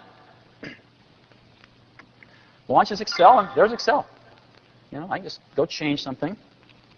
You can see the pie chart change here. Boom. And there's Excel running. Just like normal. Launches, do you see the launch time on this? Really fast. It's really, really nice. So that is Excel. And as you see, you don't get all the nice bennies, right? Here's the Save panel, or the Quit panel with Excel, and it looks like Mac OS 9. So it does not inherit the new user interface. Now, the next thing I would like to show you is an app that's running in Carbon. And this app is really interesting. The company that authored this app has never seen this incarnation of Mac OS 10. They've never seen the new user interface. And what I'm going to show you is an app that has been carbonized and runs on 9 when you recompile it and run it on 10 with literally no changes to the code to take advantage of the new features. And that app I'm going to show you is Internet Explorer 5. We've been working with Microsoft to help them carbonize their app. We got a copy of it, and let me run it. Here it comes. This is Internet Explorer 5, what you just saw on the slide that runs on 9.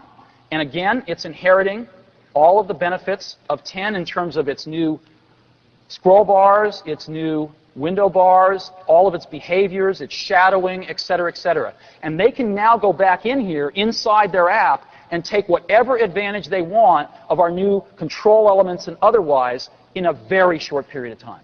So here's Internet Explorer, a carbonized app running just perfectly on 10. So here's Apple. Let me go to, here's the Time site. Let's go see what's in Time magazine. I can just go to Amazon here if I want to. And it's all working great. And again, Microsoft, today is the first day that Microsoft's even seen this user interface. We wanted to do a test to see if the code would just work. And it does. Okay. So,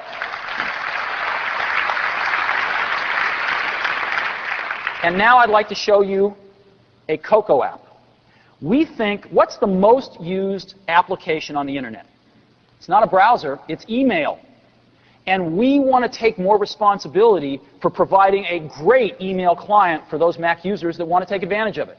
So Mac OS 10 comes with a built-in email client that we think is the best in the world. And it supports full POP and full IMAP, for those of you that know what that is. And you can just click on Messages. You see the contents. We have full inline graphics. So these things were sent as attachments, but they just image inline. There we go. Again, that was an attachment. Just images them right in line automatically. I've gotten a bunch of holiday cards here from Apple. And again, real-time resizing, real-time repartitioning. And I can get new mail here. I'll show you something cool. This is the progress bar in OS 10. So you can just go fetch email. And we've got some other fun things we built into it. I can take a message and just say I want to reply to it. And in the CC field, once I start typing, I've got really smart addressing. So it just goes back and just shows me, as an example. And each time I type, right, I type Avi, boom, I get it, boom, I'm done. Really smart addressing built into this thing. And let me go ahead and show you another cool thing we built in. Yes, please close this. We built in system-wide a whole new font panel. And so I can select this and bring up our font panel. And in the font panel, we've got a few new things. First of all, of course, we have the ability to change fonts. Let me make a much bigger size so you can see it here. And I can just change fonts, and it all images beautifully. And by the way, you'll notice that all the text is fully anti-aliased, so it looks really gorgeous, all on the fly. Right? But we've added this concept of collections. So I can look at all my fonts, or I can look at a collection I have called Fun Fonts. And people can organize their fonts into collections. Right? Isn't this nice?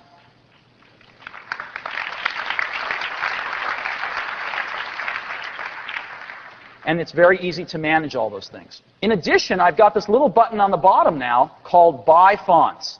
And when I hit that button, it takes me to a website where you can buy fonts online and have them automatically downloaded into your computer. So if you ever want to buy more fonts, it's going to be really easy. Okay. Now, one last thing I want to show you is what about different mailboxes? Well, we've built that in too.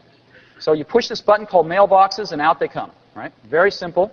And I can transfer something just by dragging it here and just put it in any one of these mailboxes. Very easy to look at another one of these mailboxes here just by clicking on it. And now what happens if my mailbox isn't out and I want to save something? Again, I just drag it and it comes out and transfer it and it goes back in. And if I prefer the other side, I can just drag that way and do the same thing. Very simple. So this email client will ship with Mac OS X, and it will be built in. Let me show you now. I want to regress and show you one other Carbon app, which is really cool. And it's an app that we have up and running called QuickTime.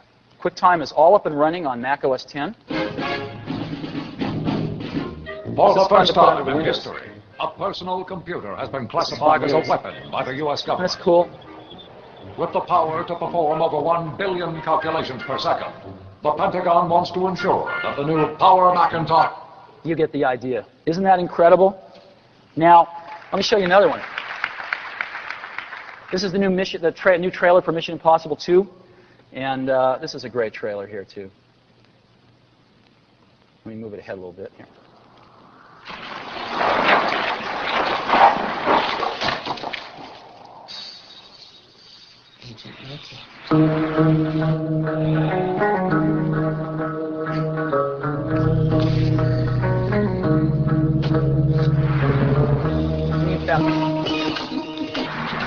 Good morning, Mr.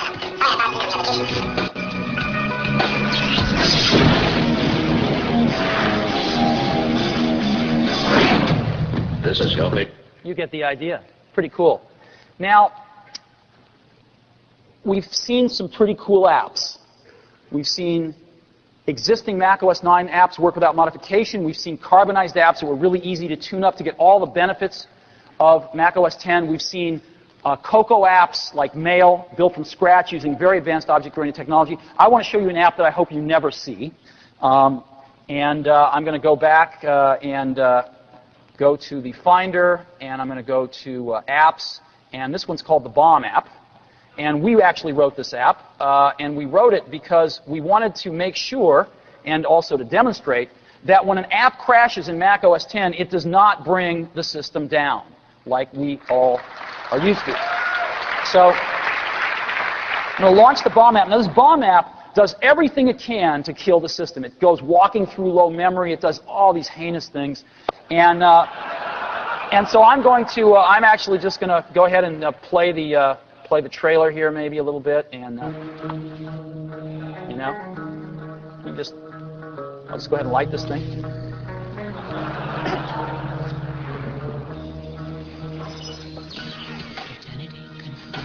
No problem. Good morning, Mr. Hunt. Sorry I barged in on your vacation. Again.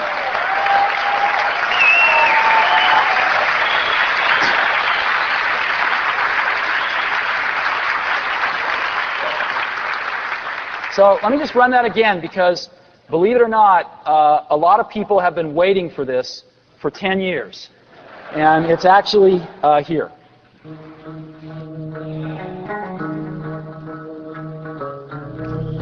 And again, it's going to do everything it can to trash the system. Nothing. Good morning, Mr. Hunt. Sorry I barged in. Okay.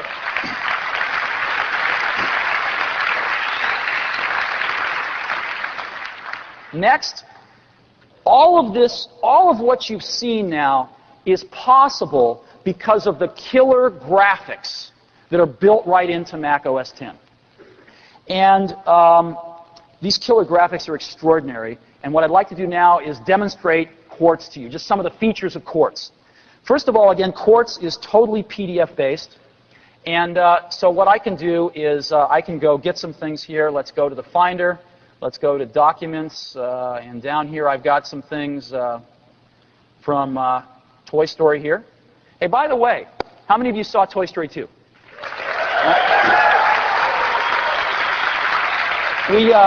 We're very fortunate today to have the director of Toy Story 2, John Lasseter, and the co-directors, Lee Unkrich and Ash Brannon, in the audience. Where are they? Where are you? Stand up, guys.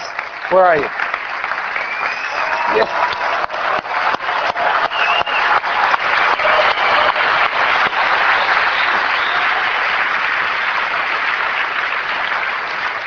So I'm going to use some Toy Story logo stuff because I love Toy Story. And so here I just dragged a PDF right into here. You notice how fast it imaged, by the way. And you notice that it's fully anti-aliased. And I can resize it like this if I want to. I can rotate it. I can do whatever I want. And I can put a shadow on it if I want to. And again, you know, just to do anything I really want to. This is all being calculated on the fly. And you notice the shadow's on the bottom now, and they stay on the bottom, right? So very simple. So I've got Toy Story here. Let me just go ahead and drag in the story here. And we'll put that maybe up here, like this. And we'll drag in our 2. And make that a little bit smaller, maybe. Oops. Make it a little bit smaller here. And now, let me just show you something. Let me take story here, and I'll go ahead and put shadows and everything, because it makes it harder, actually. And let me go ahead and show you transparency. This is what transparency is. See that? So we can do any partial transparency all throughout the system so easily. Now, every app can do this. It gets it for free. Let me go ahead and drag in a photograph as an example. Now, you know, what does every kid in the country have on their minds? You know? Right? Isn't that great? So another thing I can do if I want to is, again, I could, you know, open up Mail and decide I want to send this to somebody. And since the whole system is PDF-based, I can, you know, I can just drag this into a, oh, I got to get a new viewer. And let me just get a compose window up here. And I can just take this thing and drag it out here. Notice how it makes a little PDF icon, and drag it over here. And just drop it in. Boom. Now it's imaged in my mail view.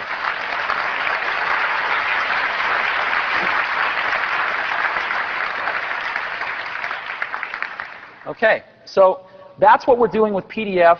And it's system-wide, these incredibly killer graphics system-wide. Now, to give you another example of graphics, what I'd like to do now is show you an incredible 3D application of graphics running on Mac OS X using OpenGL, hardware acceleration, the works. And that is Quake 3, one of the hottest new games. John Carmack and his team have ported Quake 3 to Mac OS X very easily. And to demonstrate it now, I'd like to bring up Phil Schiller, Apple's Vice President of Worldwide Product Marketing. Phil?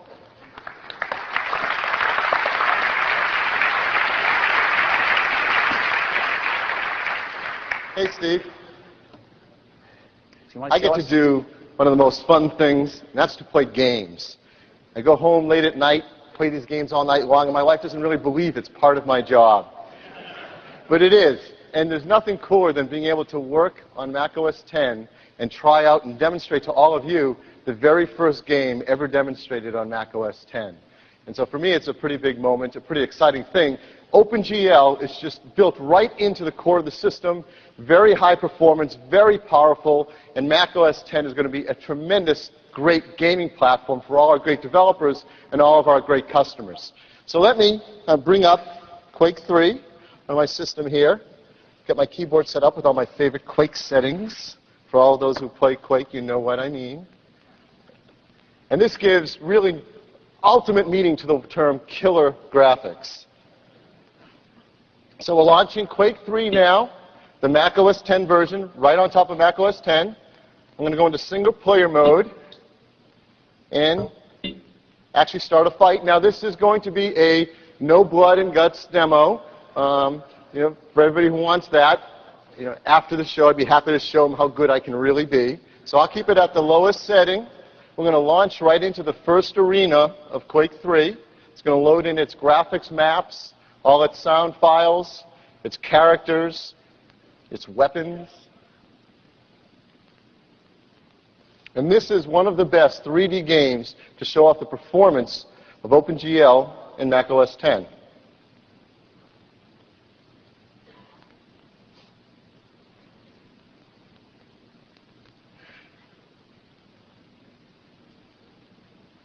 And it's loading.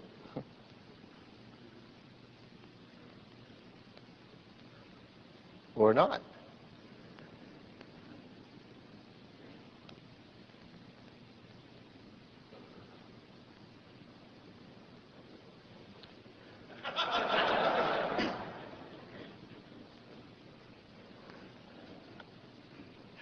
not having luck today.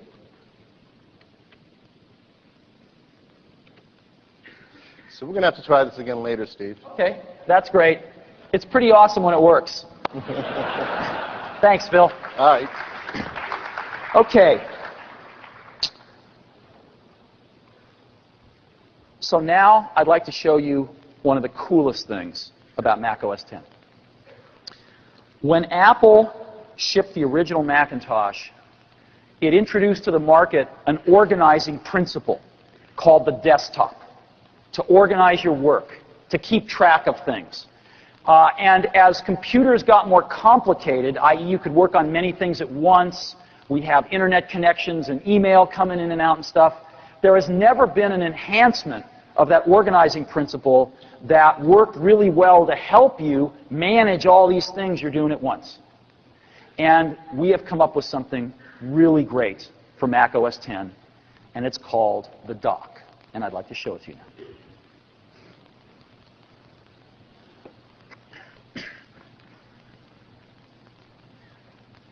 This is the dock.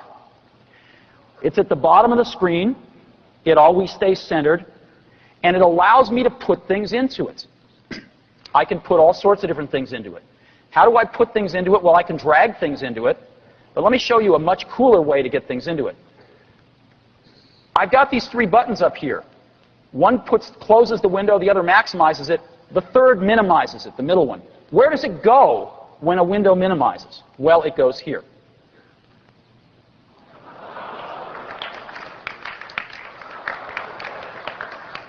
And you notice my dock just grows, right? Let me open another one. Minimize it. And of course, I can move these things around in the dock anywhere I want to, right? Whoops, I didn't want to do that, sorry. And I can just hit them, miniaturize them, boom, boom. Pretty cool, huh? Let me even show, I can slow this down. We built in a special slow-mo mode for the demo here today. Look at this. Isn't that cool?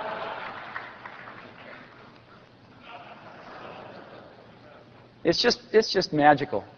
And it shows you exactly where they go. Again, it's that same, we call it the genie effect, that the sheets use when they come out. And I can just play with it all day long, actually. So, let me even show you one other thing here. This is particularly amazing. I'm going to get my Mission Impossible QuickTime movie back up here. And there it is. And so why don't we go ahead and, play some of this. Let's go ahead and minimize it, huh?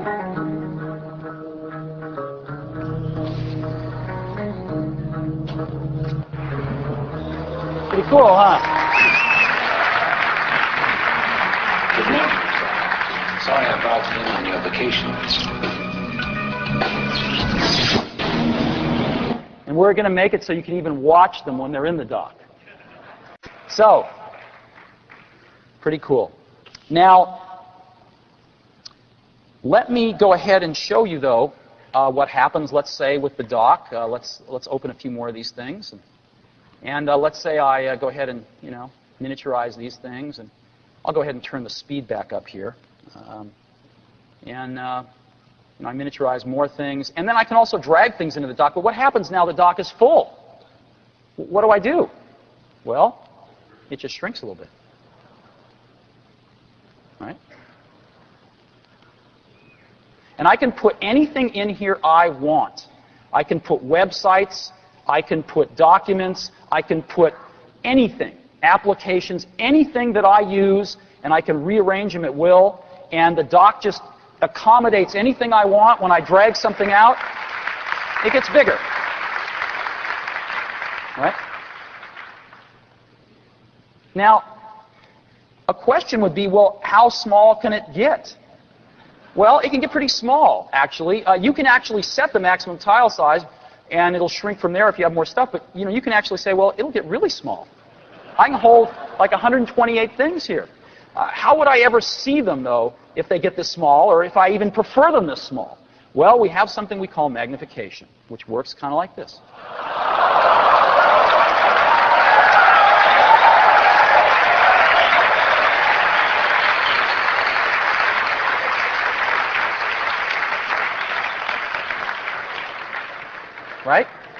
And so you can turn magnification on, as large as you want.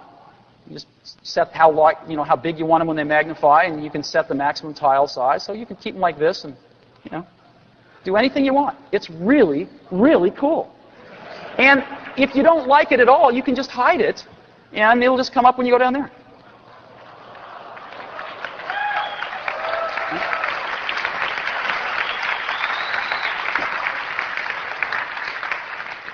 Very, very simple. Okay. So now, let me show you one last thing. I'm going to take some of these things out of the dock and turn magnification off. I'm going to get the dock back up a little bit bigger again. Oh, yeah, this thing is... Let's just quit that. And so my dock's a little bit bigger again. And oops. I can also change the size of icons on my desktop, by the way. Isn't that cool? Very simple. But I'm going to set my maximum tile size up large again. And drag this out. And so I've got, let me just go back here now to where I've got a few images up here. And so I've got 2 images up here. And let me go ahead and click a button that's on the right side of the top of the window pane. And this button is pretty cool. What it does is it says, when we have a lot of windows around on our system, it can get rather confusing for beginners.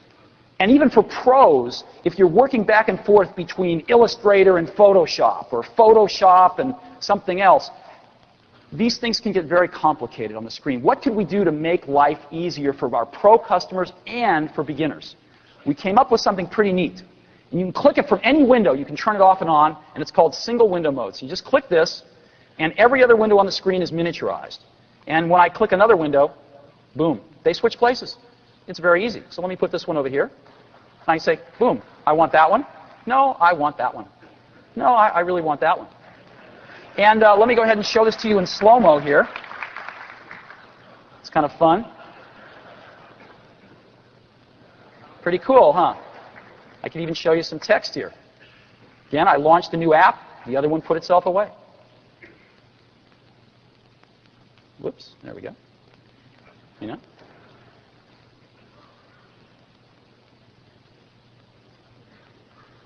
Pretty cool, huh? So, this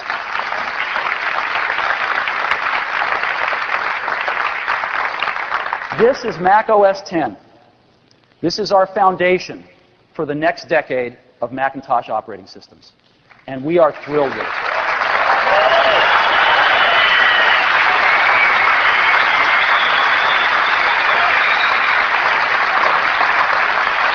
Now,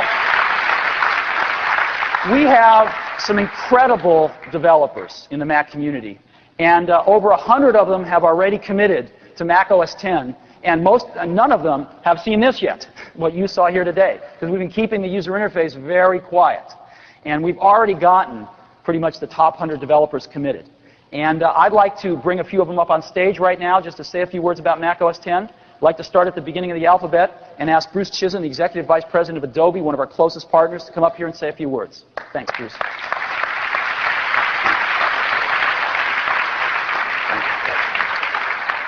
Steve, this is so damn cool. Awesome. Adobe just had an incredible year. We surpassed the $1 billion mark. Steve, if it wasn't for you, it wouldn't have happened. Almost half of our revenue, close to $500 million of our revenue, was because of sales of our Macintosh applications. Thank you, Steve.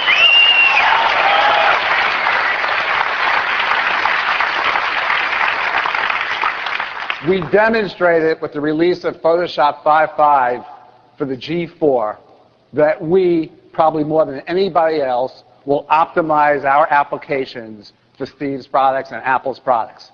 We are absolutely committed to OS X, and we are going to do everything possible to get all of our apps running, all of our key apps running at least carbonized by the time Steve ships OS X. Thanks, Steve.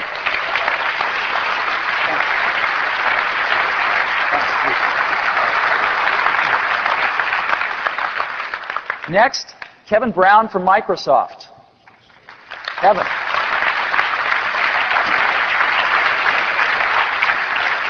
What do you think? Thank you. Well, as you can see, it's a great time to be a Mac user these days. It's also a terrific time to be a Mac developer. Microsoft, our Macintosh business unit, has had its best year ever as well. We've had over 2 million downloads of Internet Explorer 4.5. As you see from the work that Steve briefly previewed, Internet Explorer 5 is shaping up to be a pretty exciting product as well. And so I'm excited to announce this morning that Microsoft is fully behind Steve and his OS X product. We're going to be there on day one with Internet Explorer 5 and Outlook Express 5 for OS X. We've got a great new version of Office in the works to ship later this year. We'll go to OS X on that as soon as we can as well. I think you'll be stunned by the work that we're doing. Not quite as visually appealing as that, but certainly every bit as useful as the work that we've done before. So thanks, Steve. Thanks, Kevin. Thank you.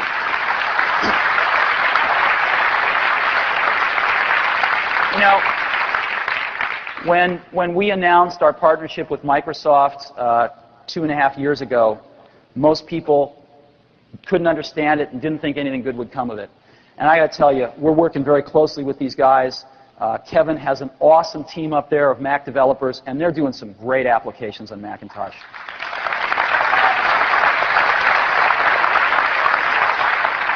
So, next, from Macromedia, Rob Burgess.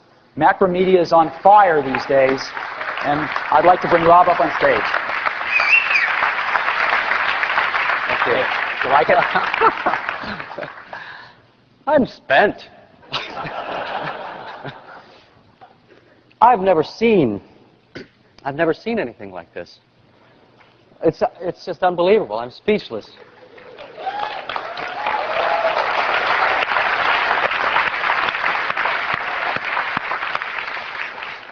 This isn't, it's not your daddy's operating system launch, you know? Come to, you know, lend support for the new operating system, and you just don't expect anything like this. I mean, I'm sitting here in the audience, 15 minutes into it, and, you know, we're watching the movie, seeing as kids, and I realize I'm welling up with tears. I am. I mean, probably a lot of you as kids are doing the same thing, and I just, I mean, Apple is design. You know, everything you see here, you want. You want as a consumer. You just look at it, and it's beautiful.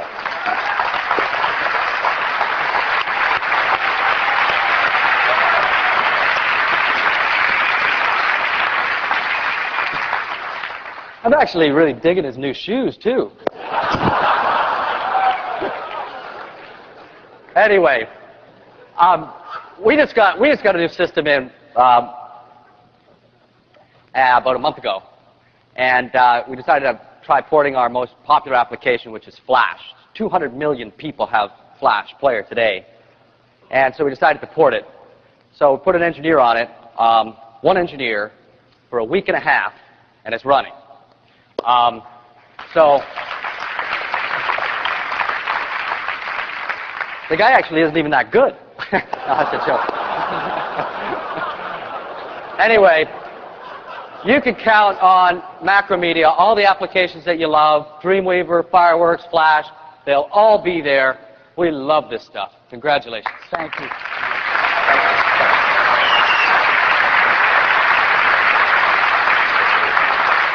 Next, Richard Jones from Quark, who's president of the desktop division.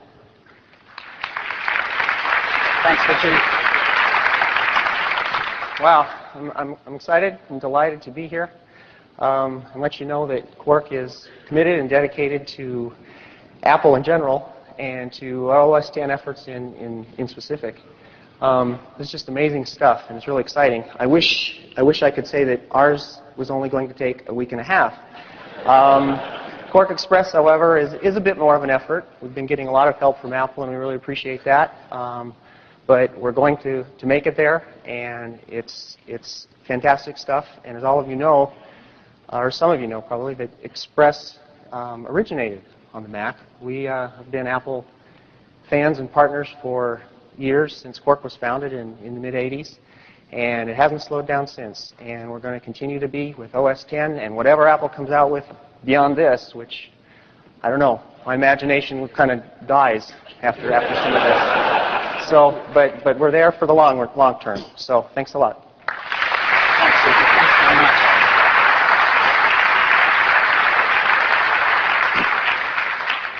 John Carmack, the co-founder of ID.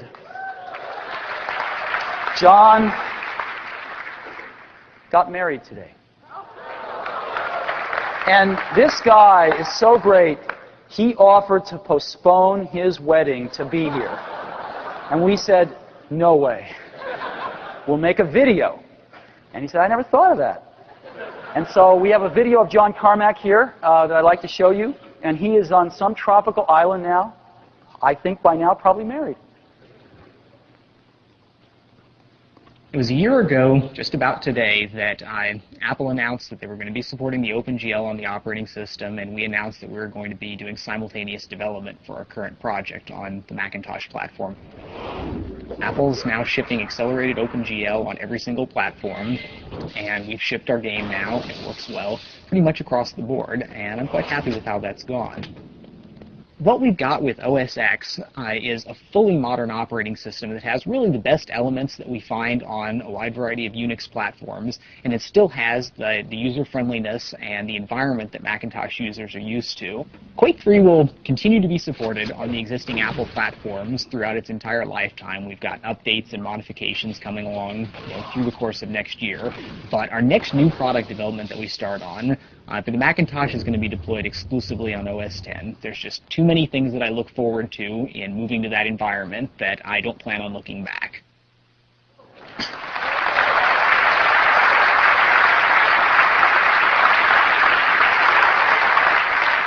And lastly, a company that we've been doing a lot with lately, Palm Computing. They're going to be spinning out very soon, and I'm happy to introduce their new CEO, Carl Jankowski.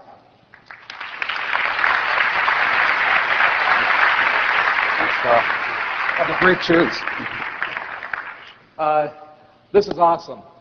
We were very, very fortunate at Palm to have one of the early seeds of OS X. We're very excited and committed to Macintosh community. I think we share a common philosophy of simplicity and seamless integration and design. Most of our development work, a significant amount of it, is done on the Mac platform. I'm pleased to announce that we now have about 35,000 developers. We're growing at the rate of about 1,000 per week. Middle of December was 29,000. So we look forward to a long and strong partnership, and it's good to be back in Silicon Valley. All the best.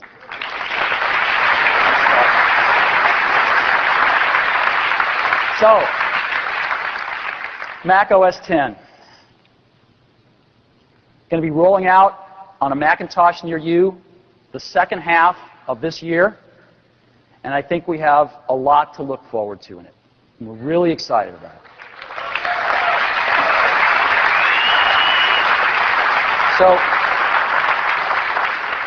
I want to zoom out and talk about the big picture of how we see all of these things playing together. You know, I remember 2.5 years ago when I got back to Apple, there were people throwing spears saying, Apple is the last vertically integrated personal computer manufacturer. It should be broken up into a hardware company, a software company, what have you. And it's true that Apple is the last company in our industry that makes the whole widget. But what that also means, if managed properly, is it's the last company in our industry that can take responsibility for a customer experience. There's nobody left. And it also means that we don't have to get 10 companies in a room to agree on everything to innovate. We can decide ourselves to place our bets like we did for USB on the original iMac. Hardware, let's build it in. Software, let's build it in. Marketing, let's go evangelize it to the developers and tell our customers why it's better. And let's not wait for 3 years for an agreement. And now Apple's leading in USB. Desktop movies. Let's take our hardware and put FireWire ports in iMac. Let's write applications called iMovie that take advantage of QuickTime and allow us to do these things. And let's go market it so people understand this and and how easy it is to use. There's no other company left in this industry that can bring innovation to the marketplace like Apple can. And so we really care deeply about the hardware. We think this is where everything starts. And we've got, again, the finest hardware lineup in Apple's history. We are so proud of these products. But we also do software at Apple. Again, we own the second highest volume operating system in the world and one of only 2 high volume operating systems in the world. We make a lot of other software, Mac OS X coming, iMovie, etc. And the greatest thing is when we put them together and we integrate them, like the examples I just gave you, like iMovie and the new iMacs, seamlessly integrated into desktop movies. Right? Another example is Airport, where we could seamlessly integrate this whole new wireless networking technology into our OS. So when you plug in an Airport card into an iBook, you don't have to spend a half an hour flipping settings. It just, boom, pops to life and works. Right? This is the kind of innovation we can bring through this integration. And now we're adding Internet stuff. We've got our first 4 iTools today that wouldn't be possible if we couldn't take unfair advantage of the fact that we supplied OS 9, the client operating system. And so that our servers and our clients couldn't work together in a more intimate way than anyone else can do. And so we're going to integrate these things together in ways that no one else in this industry can do to provide a seamless user experience where the whole is greater than the sum of the parts. And we're the last guys left in this industry that can do it. And that's what we're about.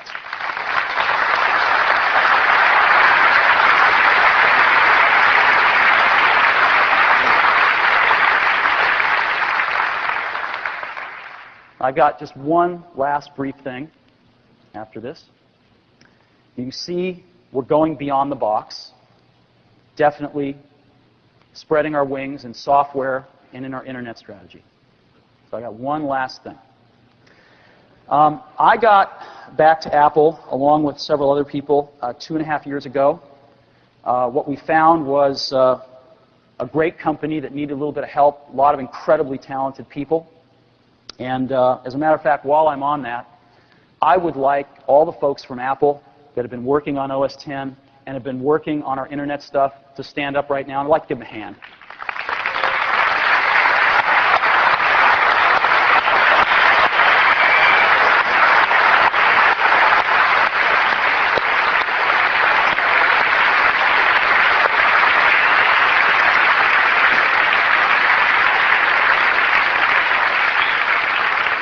We also have some incredible partners we work with. CKS on the graphics side, Chiat on the advertising side. Can you guys just quickly stand up for a minute?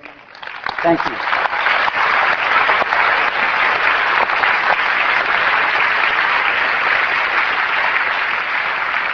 Everybody at Apple's been working really hard this 2.5 years.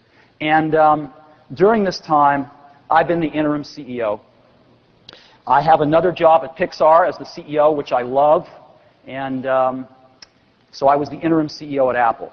Well, I think after 2.5 years, I hope that we've been able to prove to our shareholders at Pixar and our shareholders at Apple that maybe we can pull this dual CEO thing off. And so I'm not going to be changing any of my duties at either Pixar or Apple, but I'm pleased to announce today that I'm going to drop the interim title.